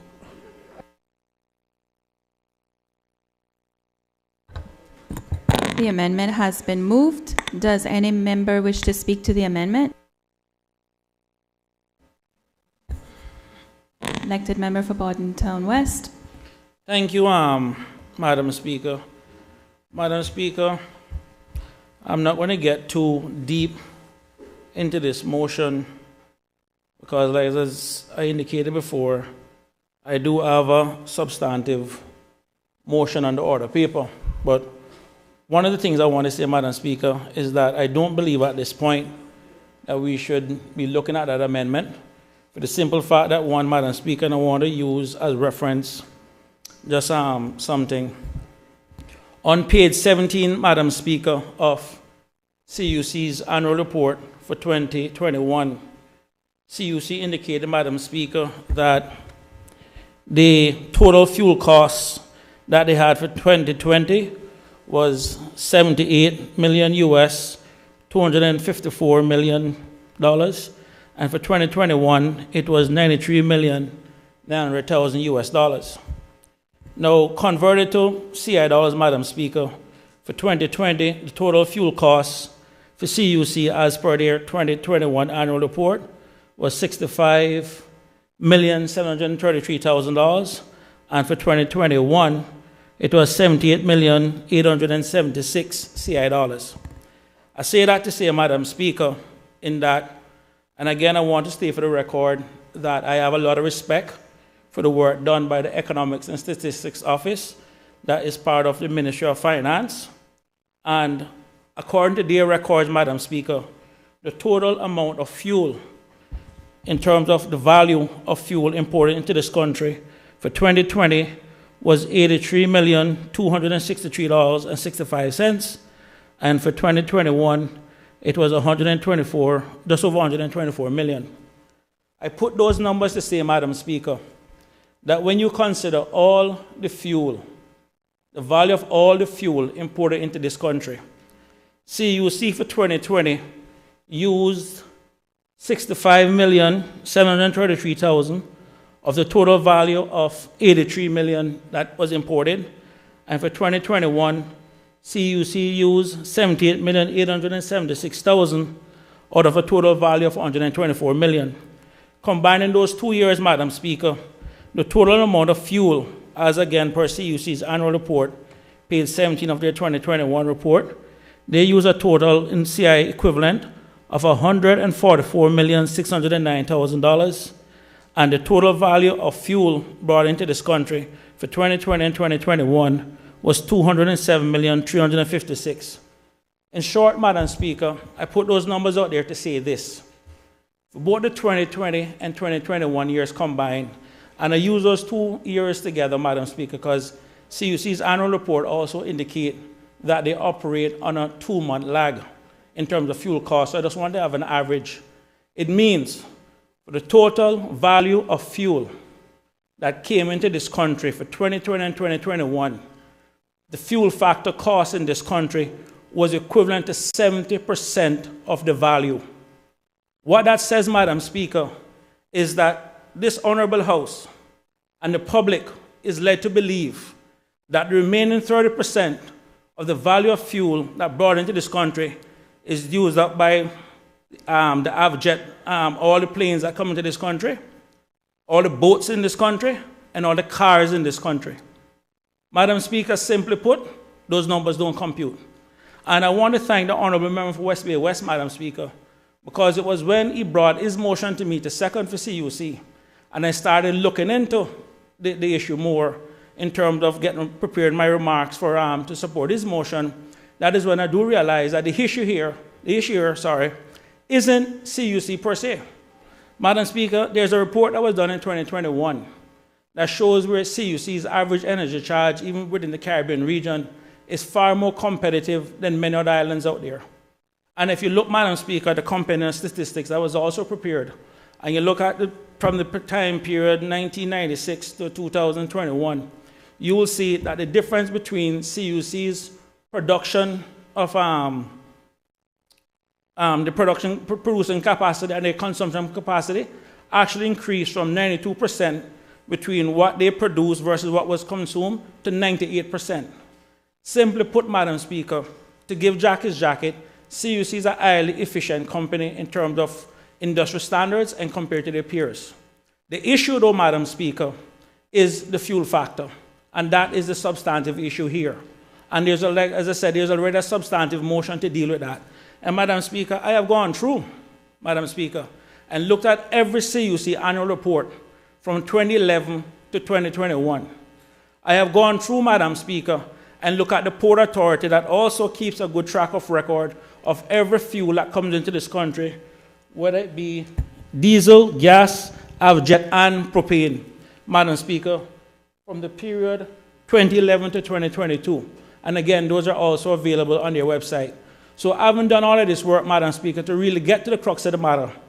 And the point I want to make in all of this, Madam Speaker, also, as every member here alluded to, the people are coming to us, not the experts or the knowledgeable people that they're talking about. I don't know who they are.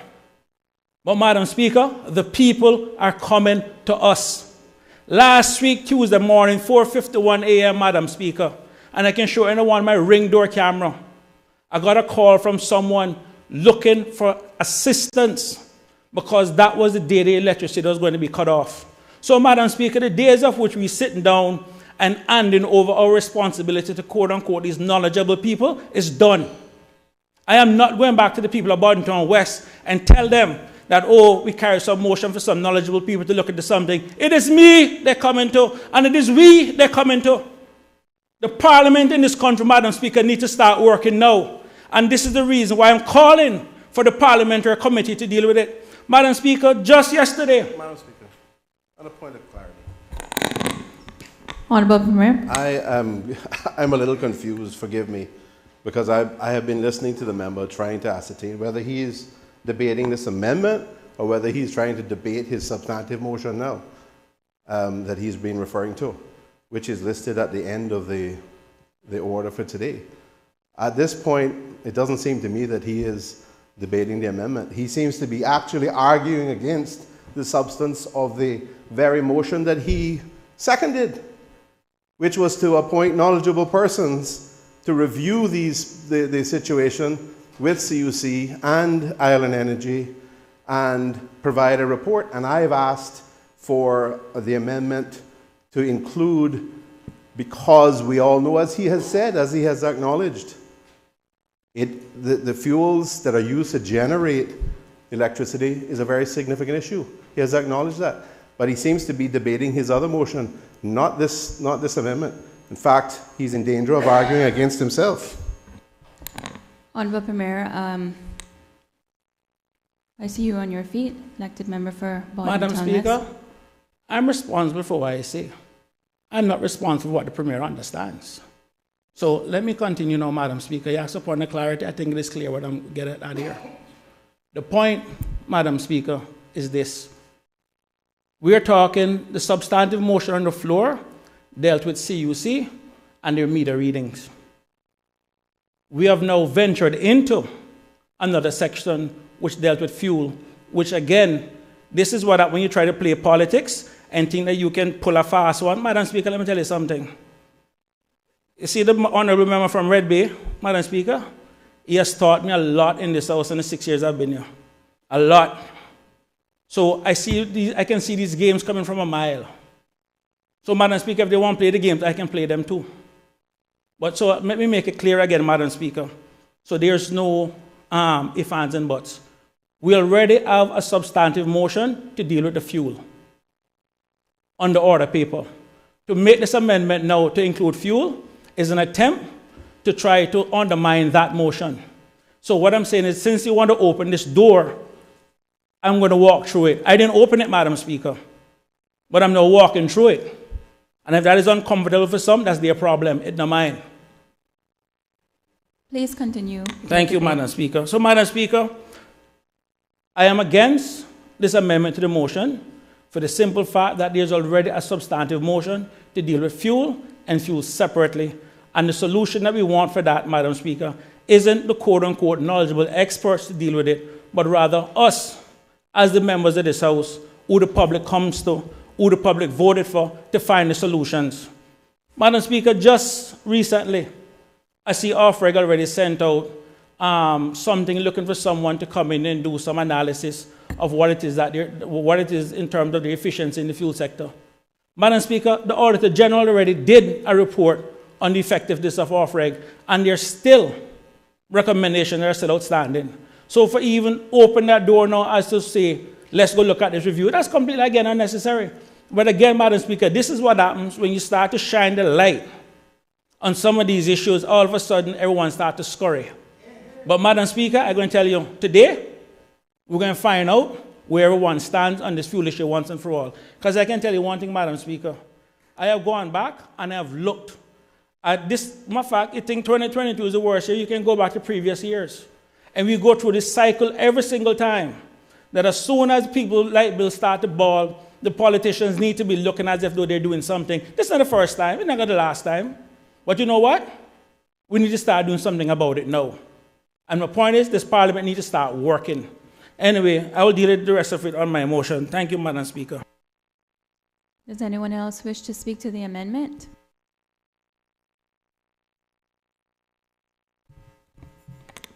If not,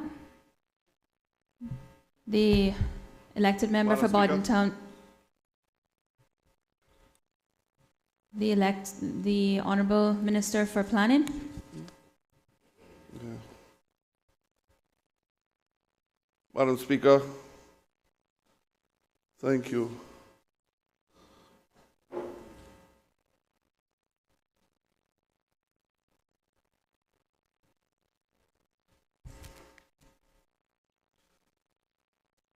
Madam Speaker, this motion that is in front of the House here today is a very, very important motion, and I can... Honourable Minister, just 1 minute, please. I just want to make sure you are speaking to the amendment and not the motion, because we're still dealing with the amendment right now. So if you want to debate the motion, we just want to clear up the amendment before we move forward. Is there anyone else who wants to speak? Were you speaking on the amendment?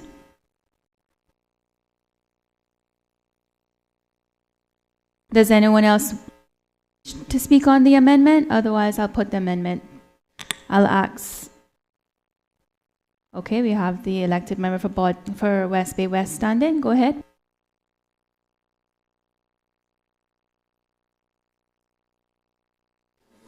Of course. I've been here a long time. I know that I'm supposed to speak on the amendment. What I know now is I got 2 chances. Speak now and speak again.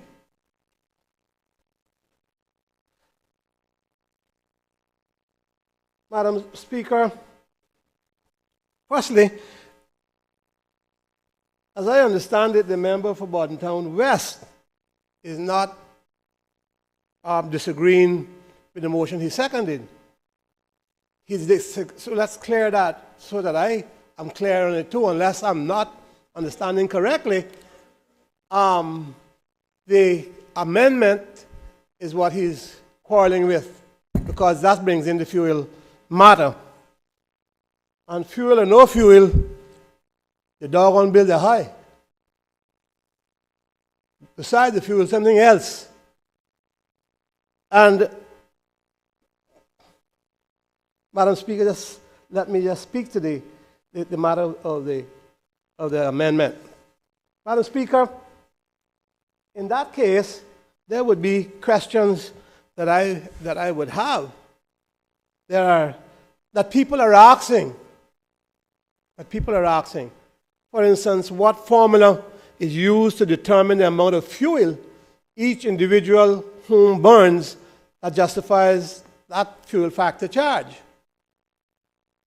And does the kilowatt usage justify the increase in the fuel factor on someone's bill? And if so, is there a need to show a definitive explanation or method how that is determined? And is there any data that shows these smart meters are 100% accurate 100% of the time?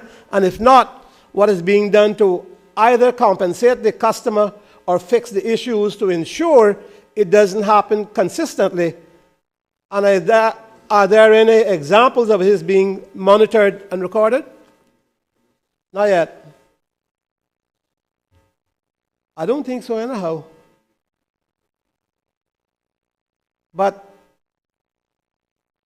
can they show where the fuel CUC is purchasing is the best available price within the region? And if not, then there needs to be a constant push to ensure that is the case, and hence the fuel is 100% pass-through cost to the consumer, and why there is a fixed contract to purchase fuel only from the local providers, knowing that fuel rates fluctuate and other vendors may have the same quality and quantity that is much cheaper. In that case, you're able to entertain any other option because of that obligation, which is not, to me, in the best interest of the people. So can CUC show any data that proves they are doing everything in their power to ensure everything they're doing is in the best interest of the consumer, me and you? So we need to see all the fuel used in the last year and compare it to the fuel factor charged to all customers. And that's where I think these things would be important. You can determine the fuel burned by looking at the duty government collected in that time period to pin down the exact amount of fuel they use, then request to the fuel factor charge that will determine if it's fairly billed to the consumer. And my question is how can a residential home burn 3 times the amount of fuel when nothing different has been done from one month to the next? And if anyone in this house thinks that that is a joke and thinks that we're playing politics, then let them think again, because at the end of the day, it is the bill that comes to the people that is hurting our people. So say what on the like, the cost of living is partly because of this too. So I don't, whether we get somebody from the moon,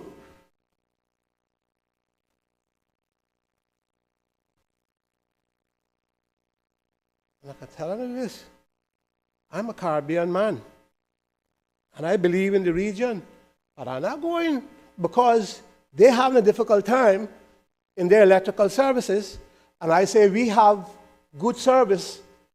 That doesn't stop from recognizing that the bill is far too much. I don't care what we want, the kind of politics and the good language we use here. I use plain language. Sometimes it might be bad. But I use it because I know what people go through.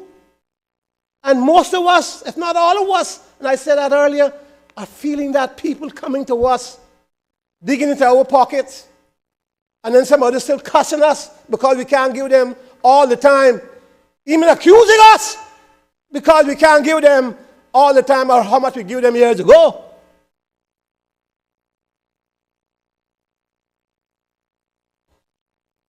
I still have the closure.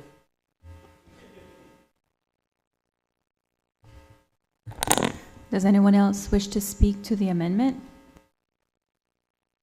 Does anyone else wish to speak to the amendment? If not, I will put the question. The the mover of the amendment for your to exercise your right of reply. Madam Speaker, just on a point of I think procedure. This amendment, which I'm not having a problem with, because, as far as I'm concerned, it does impact or impinge on the motion that I am seconding. The Premier has cleared it a bit that it won't, because he's talking about different kind of fuel. So I'm just saying that when that point comes at the end, because that motion is at the end of the agenda, there won't be, that motion will still be able to go forward.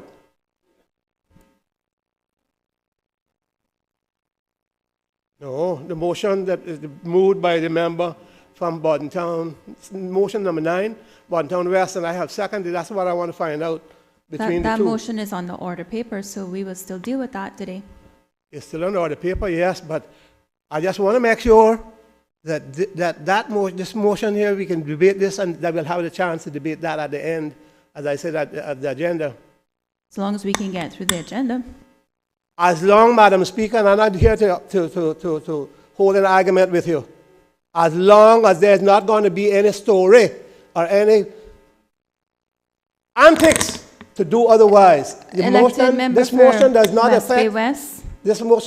affect, this amendment does not affect that motion. That's what I want to make clear.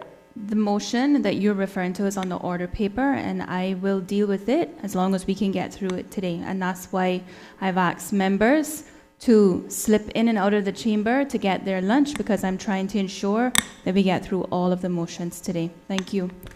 Good. I'm going to deal with lunch then.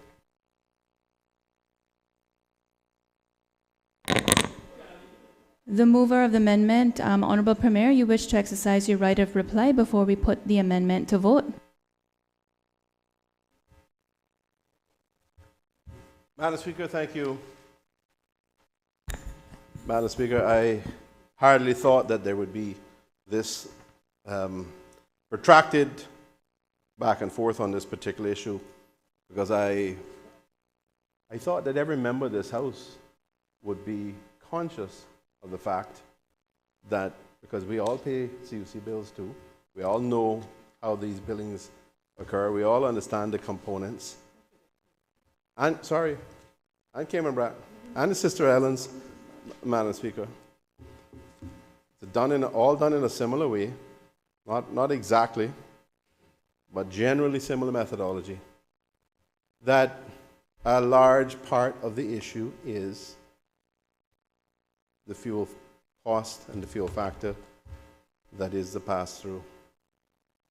So that was the reason for this amendment, Madam Speaker.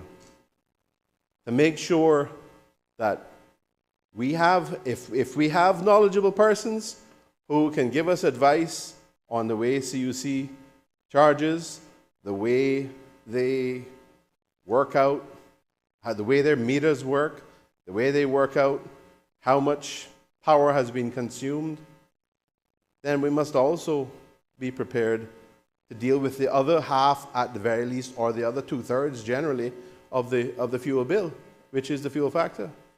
The fuel, the cost of the fuel that they use to generate the power that they sell to us, Madam Speaker. It's a simple thing, a simple proposition. So if we have people who are, as contemplated in the original, even the amended motion in the first resolution, if we have people that are knowledgeable persons who can give advice in respect of the structure of the way the base rates, the way the meters work and all that, then we must similarly have knowledgeable people who can give advice and provide information in the broader context around how the fuel application is done, how it is calculated, how they work out, how much fuel is utilized, and how much each particular customer has to, or is obligated to pay for. It's a simple proposition, Madam Speaker. One of which I thought would be accepted as eminently sensible to be included. So, Madam Speaker,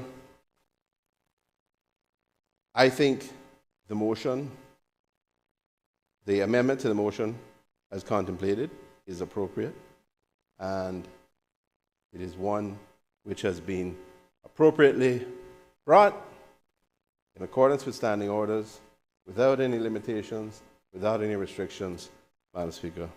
And I look forward, Madam Speaker, to the vote in respect of this amendment. Thank you.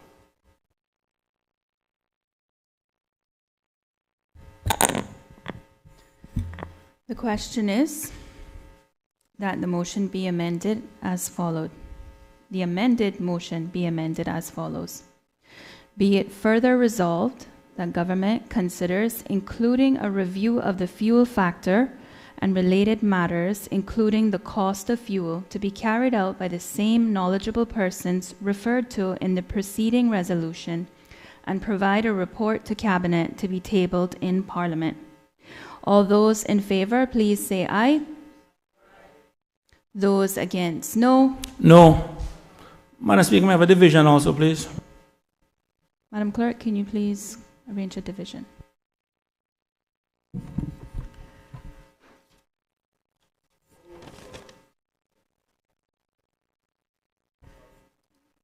Honorable Wayne Panton. Aye.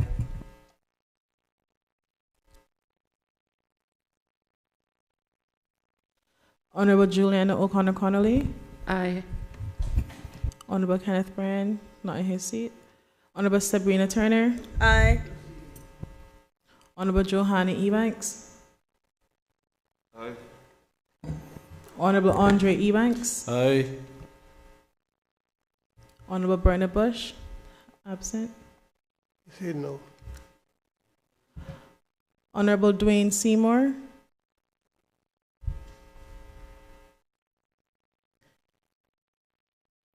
Honorable Heather Bodden. Honorable Isaac Rankin. Aye. Honorable Makiva Bush. I am voting yes based on the fact that I have been told that this does not supersede the motion number 9 as brought from the Bordentown member West. It does not supersede, so I will support it. Okay. Honorable Roy McTaggart. I can see it. Honorable Joseph Hugh. Mr. Moses Kirkconnell. Miss Barbara Connolly. Aye. Honorable Sir Alden. Abstain. Mr. David White. Aye. Mr. Christopher Saunders. No.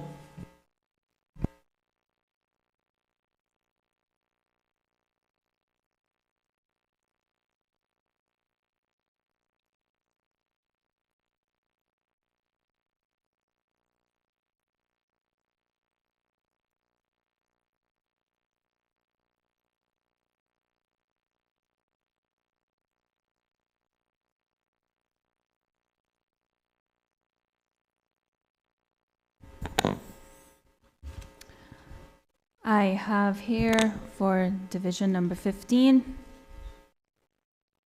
10 ayes, 1 no, 1 abstention, and 5 absentees. The ayes have it. The amended motion as further amended is now open for debate.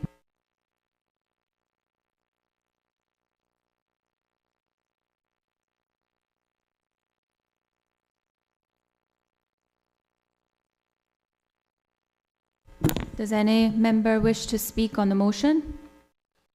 On the amended motion? The amended motion? Yeah. The elected member for Bordentown West. Thank you, Madam Speaker. Madam Speaker, I go back and I look at the motion that was filed by the Honorable member for West Bay West. And just looking back at the resolve section, Madam Speaker, the original resolve section says, be it resolved that government considers commissioning an independent investigation by knowledgeable persons who will be charged with examining how the Cayman Utilities Company and Island Energy Limited do their meter readings and how the results are computed. I have no idea, Madam Speaker, where or who would have basically carried that out, Madam Speaker. But I think in that regard, Madam Speaker, the spirit of that motion is clear. Madam Speaker, I now look at the resolved section or the new amendment as resolved. It says, be it further resolved that the government considers including a review of the fuel factor and related matters, including the cost of fuel to be carried out by the same knowledgeable persons referred to in the preceding resolution, and provide a report to Cabinet to be tabled in Parliament. Madam Speaker, we have, ironically, and I don't want to, preempt the next motion that's coming up that deals with grave sites. But Madam Speaker, we have a tendency of things in this country, reports in this country, being buried in all of these different grave sites that have never seen the light of day. And I'm sure the public themselves is probably sick and tired of all the different reports that are done, commissioned, and in a nutshell, ends up nowhere. Madam Speaker, there was,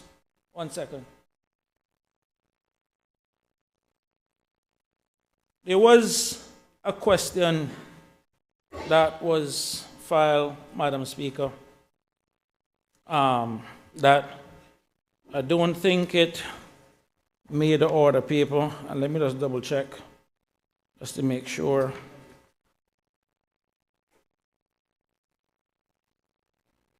Yep, didn't make the order paper, Madam Speaker, where a simple question was asked, Madam Speaker, as to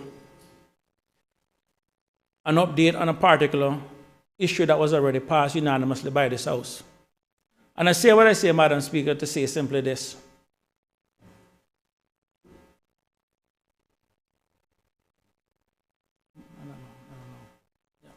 I say that to say, Madam Speaker, past performance is indicative of future behavior. The amount of things that we have passed unanimously in this House, Madam Speaker, that has gone absolutely nowhere, is a disgrace. Last December, Madam Speaker, you talk about past behavior, past performance.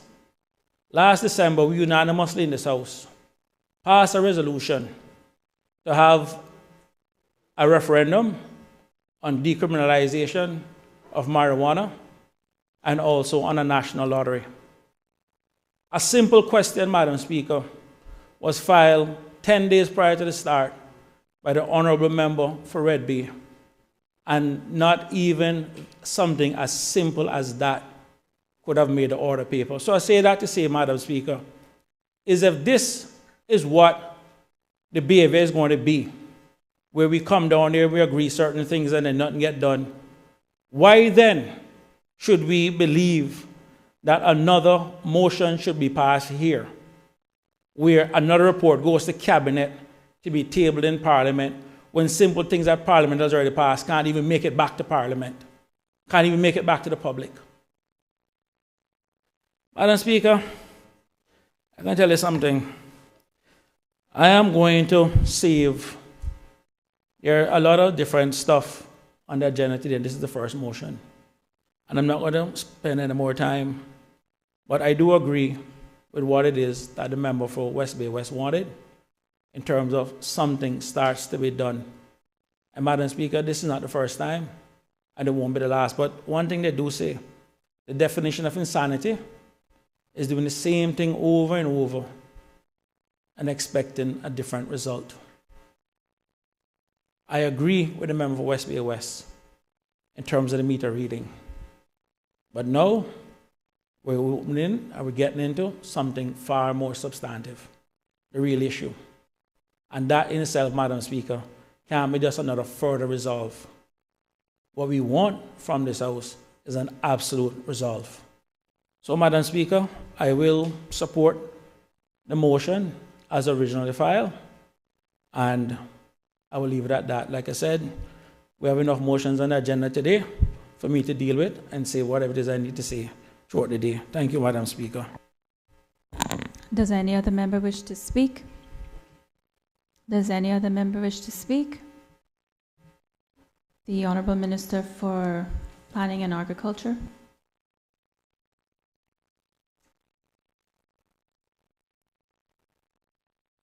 No, we on the motion now? Okay.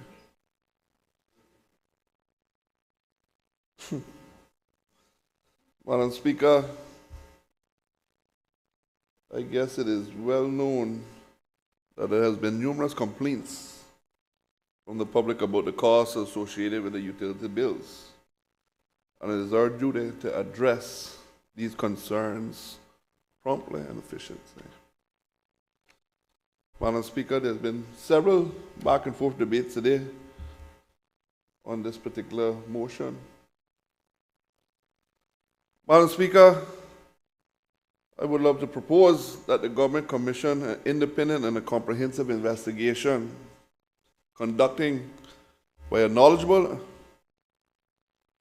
or impartial and expert to scrutinize the meter reading practice on the methods employed by CUC. This investigation should explore the accuracy and reliability of the smart meters and the justifiability of the fuel factor charge on consumers' bills. Madam Speaker,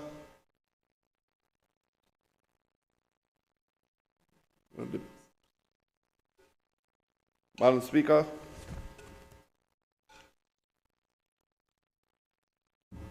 OFREG can be considered as a potential candidate to lead this investigation. With the finding of the report directly to the Ministry of Planning, Agriculture, Housing and Infrastructure, and investigation scope. Why are these questions not already being asked to CUC? For example, the following crucial questions directed to CUC should be formed in the foundation of the investigation of the fuel factor charge. Why is the formula used by CUC to ascertain the amount of fuel each individual home consumes to justify the fuel factor charge? The kilowatt usage and the fuel factor increase justifications. Is there a definite explanation or method to show that the kilowatt usage justifies the increase in the fuel factor of someone's bills? Madam Speaker, the smart meters, is there any data that proves the accuracy of the smart meters? If any data are found, or what the compensations are in place for consumers, and what steps are being taken, I think that the member from West Bay West asked a similar question earlier. And he also talked about the fuel purchasing. Madam Speaker, CUC should, or use the word need, to provide the evidence that the fuel they are purchasing is at the best available price within the region. If not, why isn't that there a proactive approach to ensure optimal pricing? Given that the fuel is 100% pass-through cost to our consumers, Why are contracts on fixed pricing? Madam Speaker, another question would be that I think should be on that list to ask CUC, can CUC provide any data that demonstrates their commitment in acting to the best interests of the public, ensuring that all their actions and policies are consumer friendly? The fuel usage and the fuel factor charge comparison.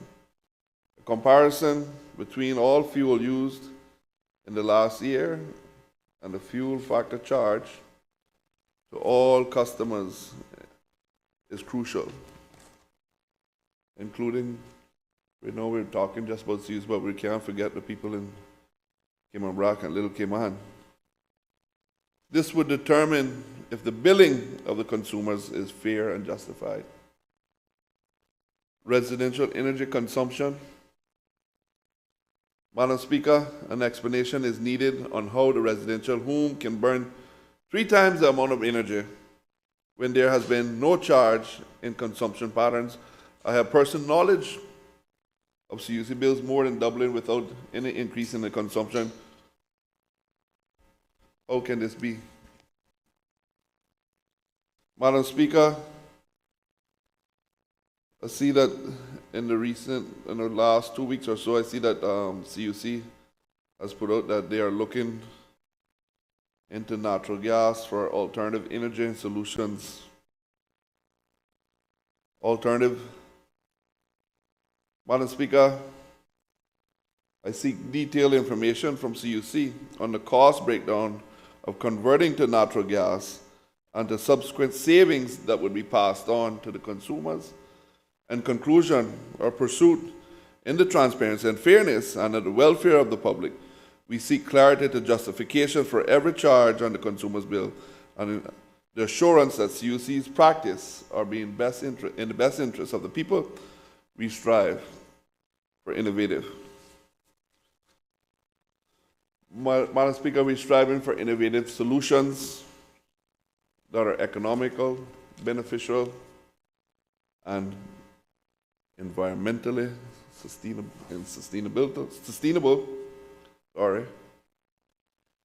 It is our sole duty to ensure, as MPs, as ministers, as the government, that our citizens are being treated fairly, not being taken advantage, because we hear the rumors, we've seen it. I can tell you, in the last 2 weeks, and especially that day that they called Tuesday was the cutoff day, of how many people contacted me, WhatsApped me, and asked me for help with the CUC bills, madam. Some of them were just in reach, some of them were just, might have been 2 months in advance and into one bill. Some of them were just the first month. It just shows some of them that, people are saying that they were hurting. They just had to choose between whether they are paying their CUC bill or something else this week. Madam Speaker, I think this has been a plague, as the member for Bodtown West talked about earlier. For several years, we've heard a lot about it. And as he said before too, it's probably not the first time it's been here, and I sure don't want it to be looking at like it's one of those things that we just come in, we talk about it, we go and think and make people think that we're doing something about it. Madam Speaker, we need to do something about it. We need to do something about it. We all know in this honorable house here today how many people are being affected by this problem. Madam Speaker, it is the most vulnerable that I really feel it for. When I go to a home and they ask you to help them with dinner, you see 3 and 4 children inside there and the power is off. No water, no nothing in the fridge. Madam Speaker, those are the people that we're talking about. Madam Speaker, when somebody can't take care of his household, he come in to look for somebody else's household. And if he can't get help from that household, then he leads them out to something else. Madam Speaker, we need to help the people. And I'm glad for the member of West Bay West to bring this motion here today, that we could actually get the opportunity to discuss this out in the open forum and not behind closed doors, because the people business can't be done in dark. It has to be done in the light. Madam Speaker, this is one of the biggest national importance that I could think about that any government should be trying to resolve for their people, next to food security, is the people's electricity costs in this country. It is a second mortgage to their homes. We know the high rise in interest rates. That's one, and we hear the cry for that too. We hear the people talk about the fuel, price of fuel, where it's at right now. Madam Speaker, we see what the price of fuel is right now at the pump. And I know because I go there every week to fill up my car, because she's a gas guzzler. She love it. But every time I go to that pump, I pay my taxes unlike the one with the electric car. So I put my taxes back to the government. But Madam Speaker, it is high time now that the government gets together and do something about this. And I look forward to supporting this motion here today. And Madam Speaker, one of the things that jumps into my mind is, and someone always keeps saying that, the reason why sometimes it's hard to change certain systems is because the people that became rich under the system don't want to see the change. Right? Madam Speaker, and I throw no shade at nobody with that. I'm just saying that is what the people are saying. That is what they're saying out there now. They're feeling that if we don't do something for them, where's the next day for them? If you cannot survive today, you have no future. So, Madam Speaker, I think we had enough on a lot of debate on this today. I think it's time to put pen to paper and some action now and get something done about this. And I look forward to giving the member of West Bay West and the member for Barton Town West for bringing this motion my full support as a member of the government. Thank you.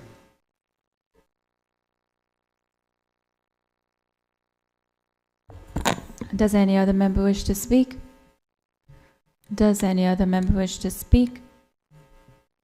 Does any other member wish to speak? Then I will call on the mover of the motion to exercise his right of reply. Well, Madam Speaker, I can tell you, I thought it would take some debate, but didn't think it would go into these depths that we have gone.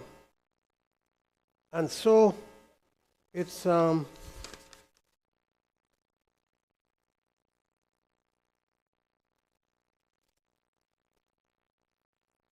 tried to think what we needed to do, besides thanking the House for its indulgence and besides thanking those members who got involved directly with the debate.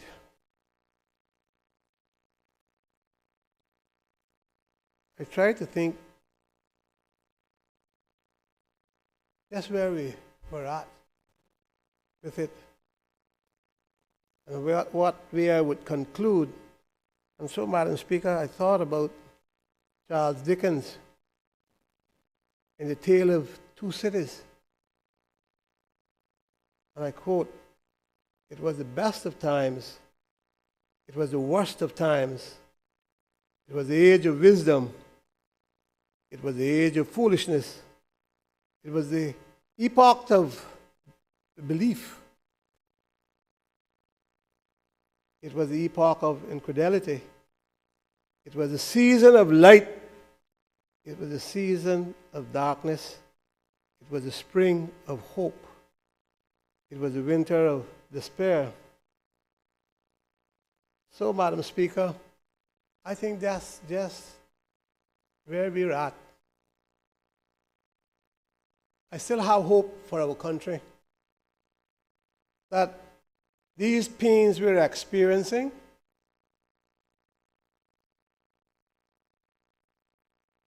will go away. It won't go away by itself. It has to be determination and work of all of us together, cooperation. There will be disagreements, but all of us know what the average Caymanian is feeling. They feel that the family is under attack.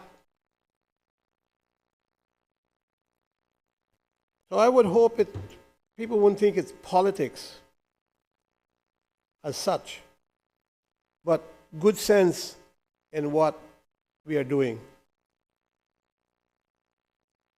To go further on these issues, to continue to try to find ways and means the government, support the government where we can support them, and offer guidance where we can. Not all the time we can agree. We don't. But there's a lot that's being done. Unfortunately for all of us in this house, people outside wants to think otherwise. And it's natural. Out there are people that like us, that don't like us. There are the wannabes who's looking for a seat.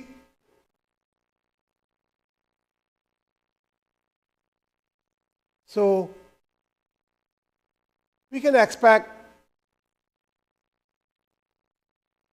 what we're hearing. We can expect what we're hearing, and we can expect the deceitfulness in and amongst us. And we can expect the various plays that we see, because we see things perhaps differently. Except when we can bring things here, iron it out, and get to a point where we get some result that benefits our people.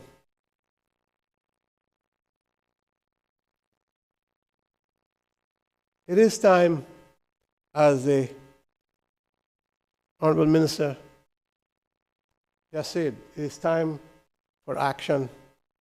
And I'm hoping that we can get to some conclusion on this matter with CUC and its cost. Yes, we do know that the government cost to CUC lays heavily on the bill. Those things haven't been completely sorted out. Nah. Haven't been completely sorted out. One thing I don't want anybody to think, whether they shout it, whether whatever way they want it, that I didn't ever try to do something about it. Because I don't know anybody except what we tried that did anything.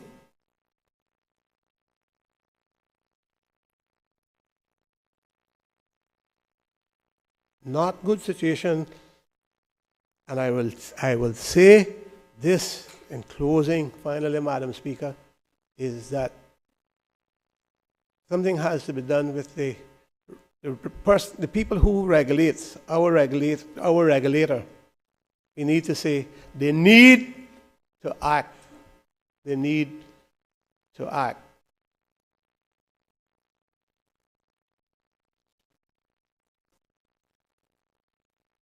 Madam Speaker, we have begged, we have pleaded, there have been accusations. Let's vote.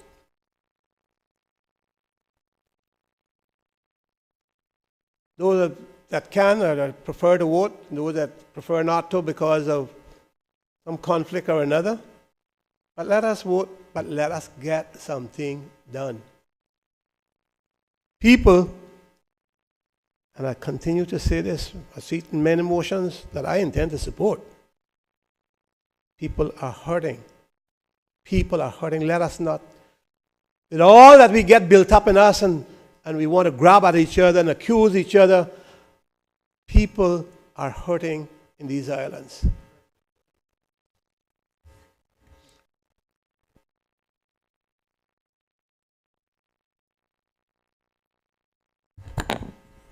The question is, be it resolved that government considers commissioning an independent investigation by knowledgeable persons who would be charged with examining how the Caribbean Utilities Company and Island Energy Limited do their meter readings and how the results are computed.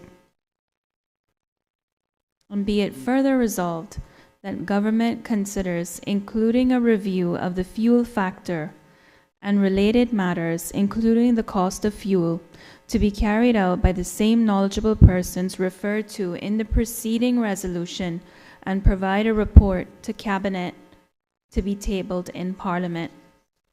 All those in favor, please say aye. Aye. Those against, no. The ayes have it. The amended motion, as further amended, has been duly passed.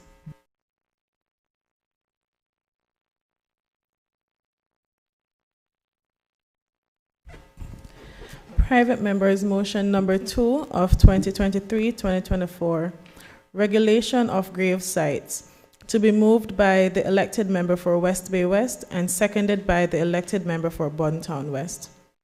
The elected member for West Bay West. Madam Speaker, I'm here to deal with grave sites, and if I don't eat something, I could end up there.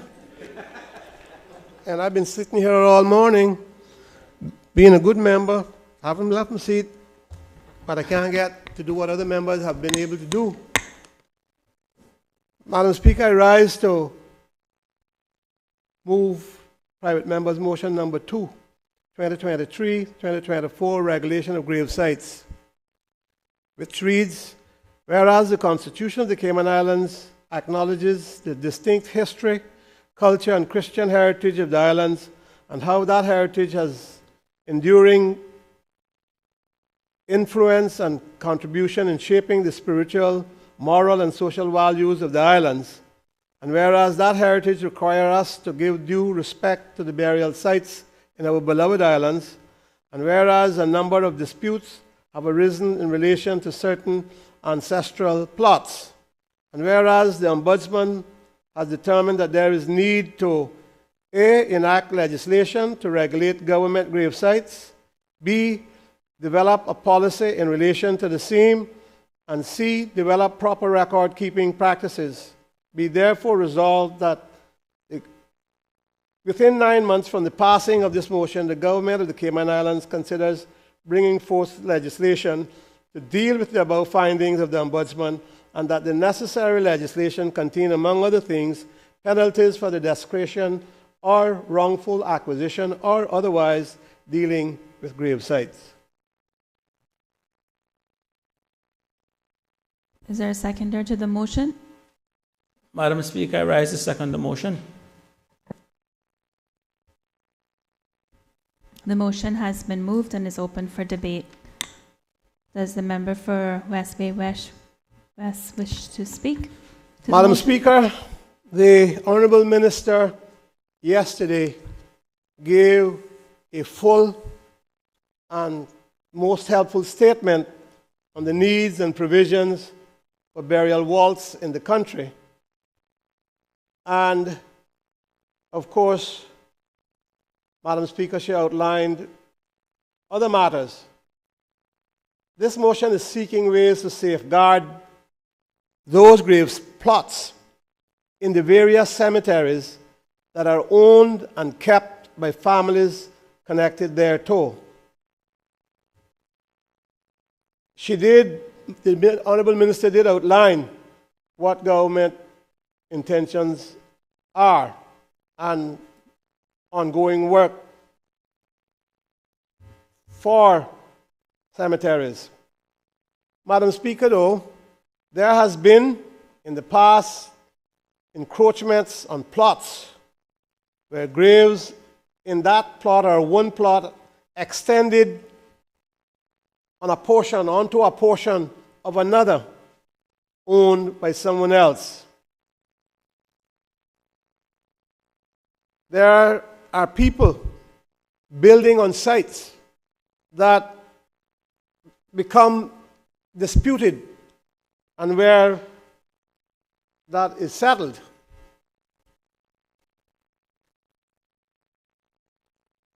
The Ombudsman report seemed to have come out of a complaint in West Bay.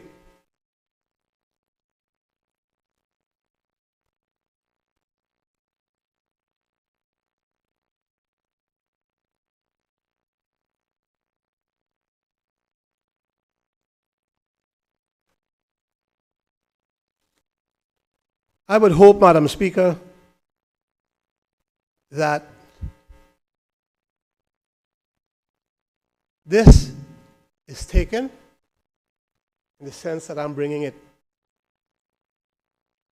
And I've been discussing this for months, and I've heard nothing from nobody, about it. Okay? I haven't heard nothing from anybody.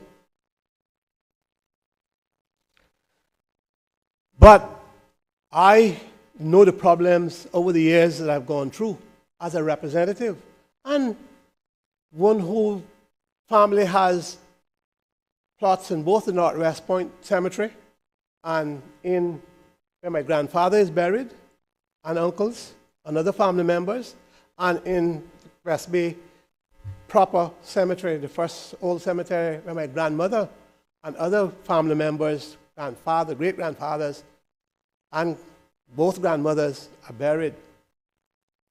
And I know the encroachments on her plot.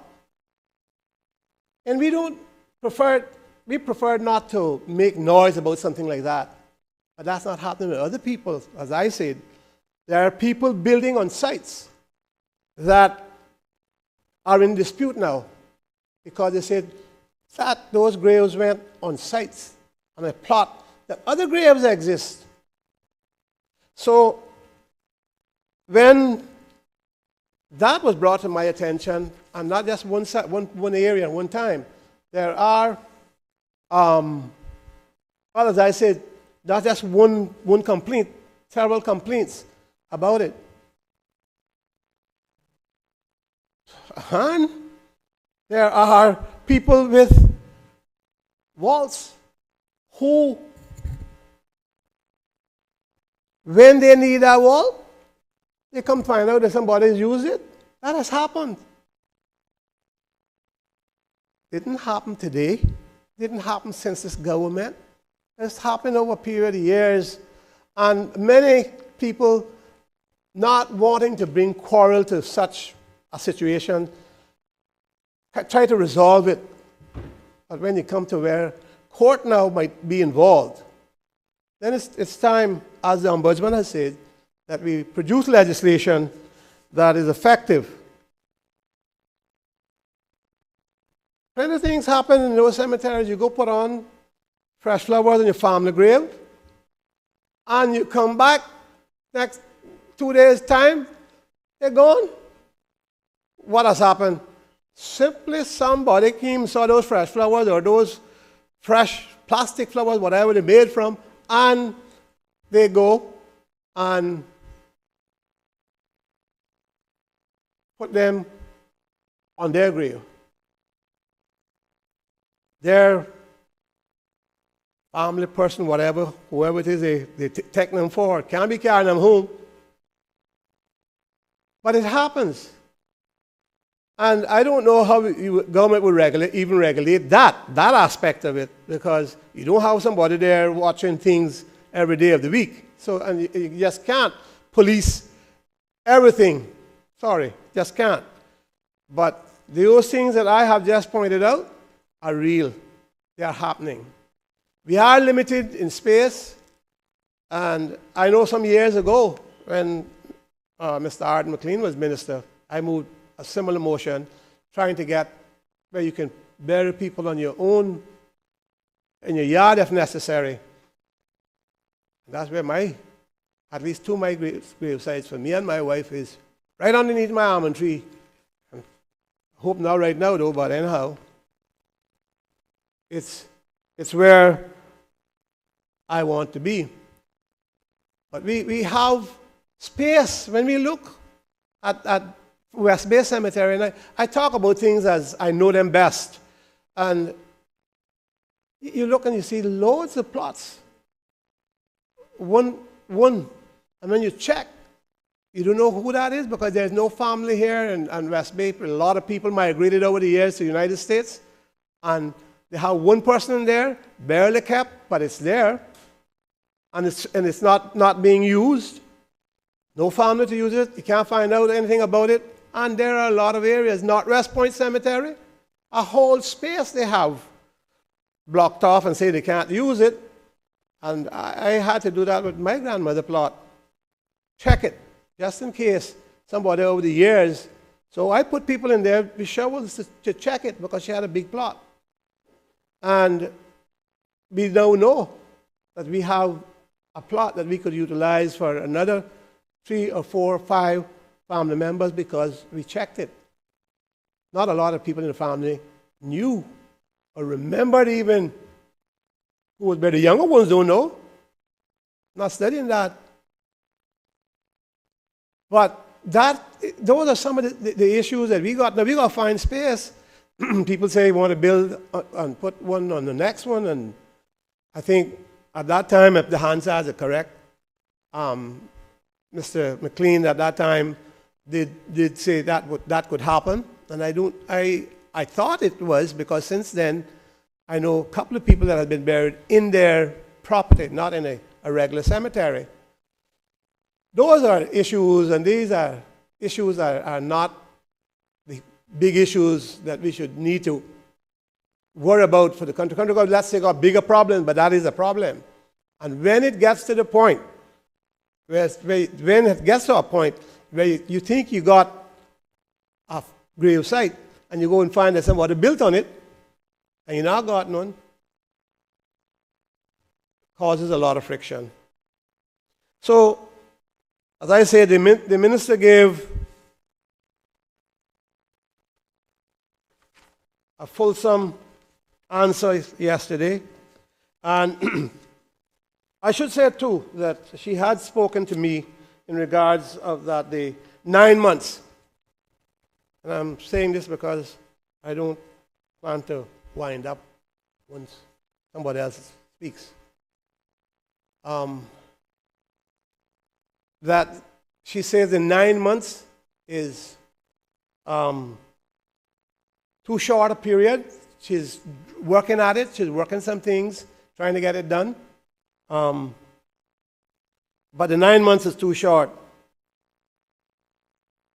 And that is not while I want to see something addressed in reasonable time, certainly, that can be changed. And certainly I would not press for a 9-month period because the ministry has a lot of work going on in that area.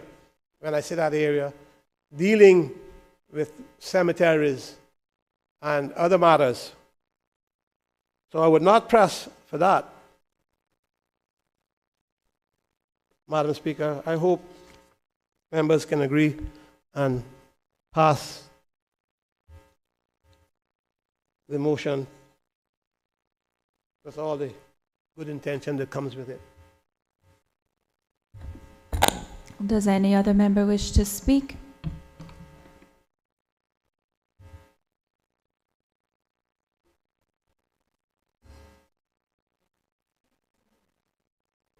Does any other member wish to speak?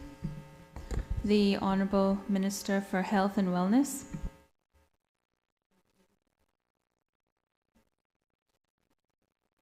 Madam Speaker, thank you for this opportunity. And I want to thank the elected member, the member from West Bay West, for bringing this motion forward. I am so pleased that in my detailed reply that it was acknowledged by the mover yesterday. And just to lend my support, and I thank him as well for understanding the timeline placed or stated in his motion. He is willing to be flexible in that request. But I'm grateful to say that all of the information was imparted to the country yesterday in my very detailed response to a parliamentary question posed. Does any other member wish to speak? Does any other member wish to speak? Does any other member wish to speak? Does the elected member for the Honourable Minister for Financial Services? Thank you, Madam Speaker. Just very briefly to say that it is an important motion. I've had constituents who've run into the difficulties described. Because, Madam Speaker, we border each other, I think they've also come to talk to you, where there are larger families that are affected. But I'm pleased to see that we're able to work together today. The member for West Bay West has acknowledged the work of the minister, and the minister has given a comprehensive update yesterday and continues to work assiduously with the issue. I thank them both for addressing this. It may seem small, but when it comes to cherishing the memories of our loved ones, they deserve dignity. Thank you, Madam Speaker.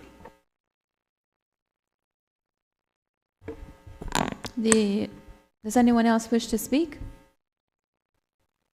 The Honourable Deputy Speaker. Thank you, Madam Speaker. I also rise to give a short contribution on this private member's motion brought by the elected member for West Bay West, and also seconded by the member for Boddington West. In the whereas of the motion, the member has laid out the rationale for the motion, but the first whereas does really set the stage, and I just beg the indulgence to just read that again, Madam Speaker. Let me find it here.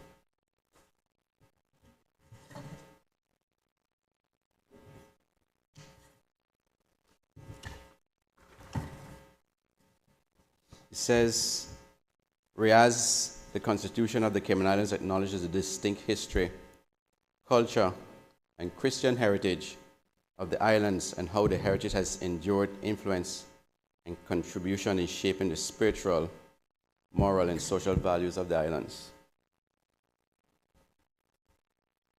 Madam Speaker, I read that again because that is what I believe the member was trying to highlight primarily of what it sees as a problem now with the grave sites, especially the private ones. But Madam Speaker, I support the spirit of this motion, especially how it notes our Christian heritage, and it also requires us to all give due respect to the burial sites where we lay our loved ones. And in my opinion, Madam Speaker, this must be respected to the highest degree.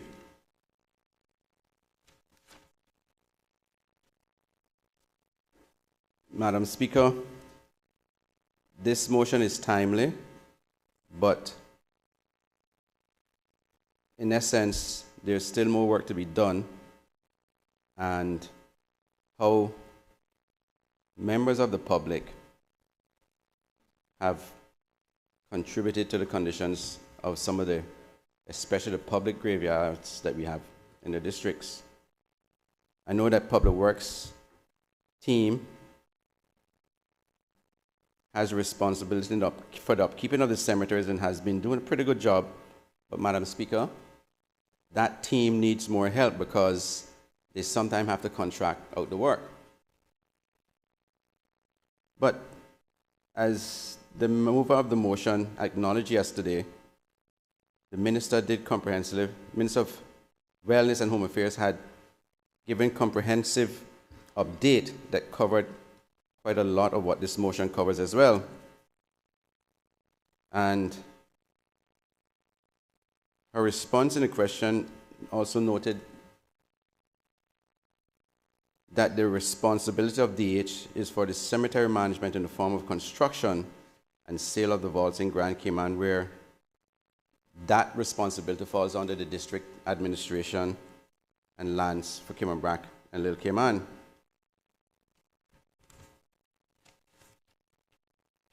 Additionally, the minister also noted in her response the need for bespoke legislation for the environmental health functions, which her ministry intends to bring, and I'm sure will be supported for the formalization of cemeteries and crematoria regulations, which would also cover the spirit of this motion. And the member assured me that the regulations would do just that. But Madam Speaker, I also want to highlight that in East End and Gun Bay, while we are both running out of space per se, construction of vaults are being planned with another, I think, 149 in East End and Gun Bay 23. But even with that, those vaults being constructed, the DEH have given estimation of when they expect the cemeteries to be closed. The year for East End is 2068. I don't think many of us are going to be here. And then Gun Bay 2057. And they are based on the historical usage, Madam Speaker.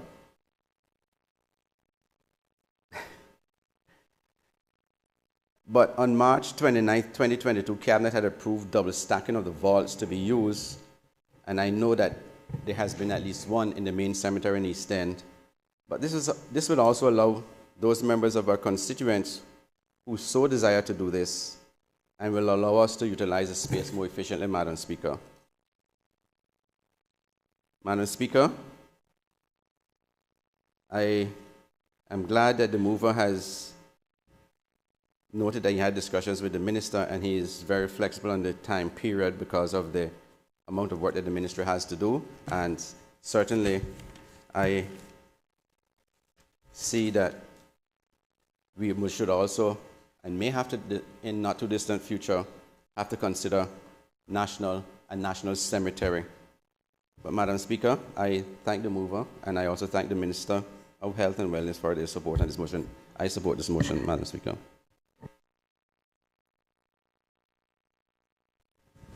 Does any other member wish to speak?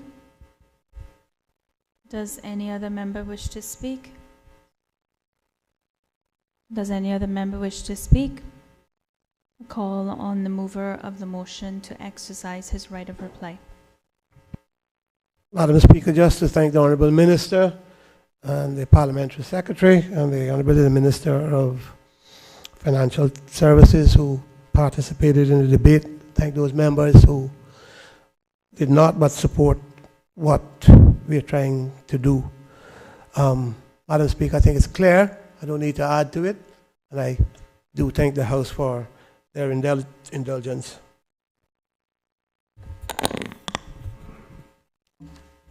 The question is that be it therefore resolved that within 9 months from the passing of this motion, the government of the Cayman Islands considers bringing forth legislation to deal with the above findings of the Ombudsman, and that the necessary legislation contain, amongst other things, penalties for the desecration or wrongful acquisition or otherwise dealing with grave sites. Madam Speaker, before you move, the motion is still reading as 9 months. While I have said that that could be removed, it was not an actual motion put. So, but that's what I would be expecting, that it would not be a 9-month period, understanding how much work the minister got. So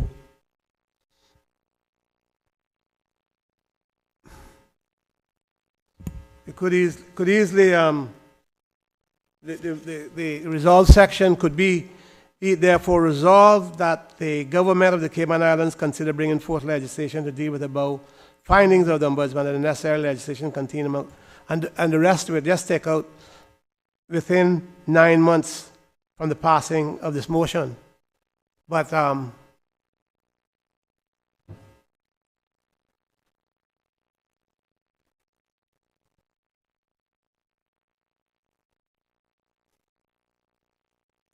as I say, as far as I'm concerned, I quite understand what the minister is doing, how much work is being done, and with the fulsome statement she's given, and the work that is being done, I know is being done also, that I would not expect that we would do so within 9 months. But if you're going to talk long on that, now we might well move a formal motion, but I understand, and maybe the minister understands.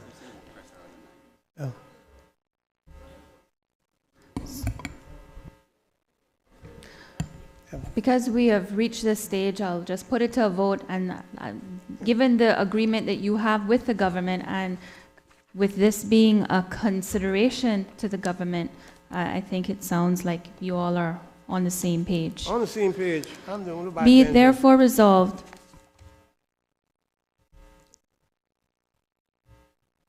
I already read the resolve, but I'll read it again and then put it to vote. Be it therefore resolved that within 9 months from the passing of this motion, that the government of the Cayman Islands considers bringing forth legislation to deal with the above findings of the ombudsman, and that the necessary legislation contain, amongst other things, penalties for the desecration of wrongful acquisition or otherwise dealing with grave sites.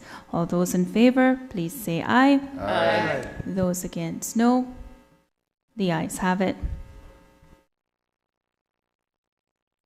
Private members' motion number 2 of 2023-2024 has been duly passed. Finally, you get any.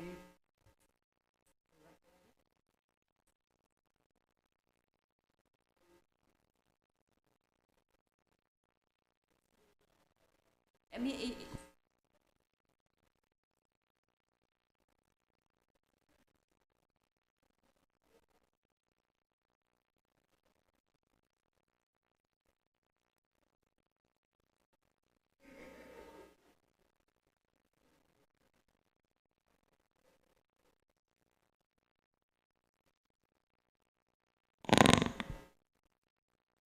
as members are wanting to take a break to eat, we will take a 30-minute break. I really want to try to keep it as short as possible, so I'm asking all members if you could take 30 minutes and then return to the chamber so that we can start at 2:30.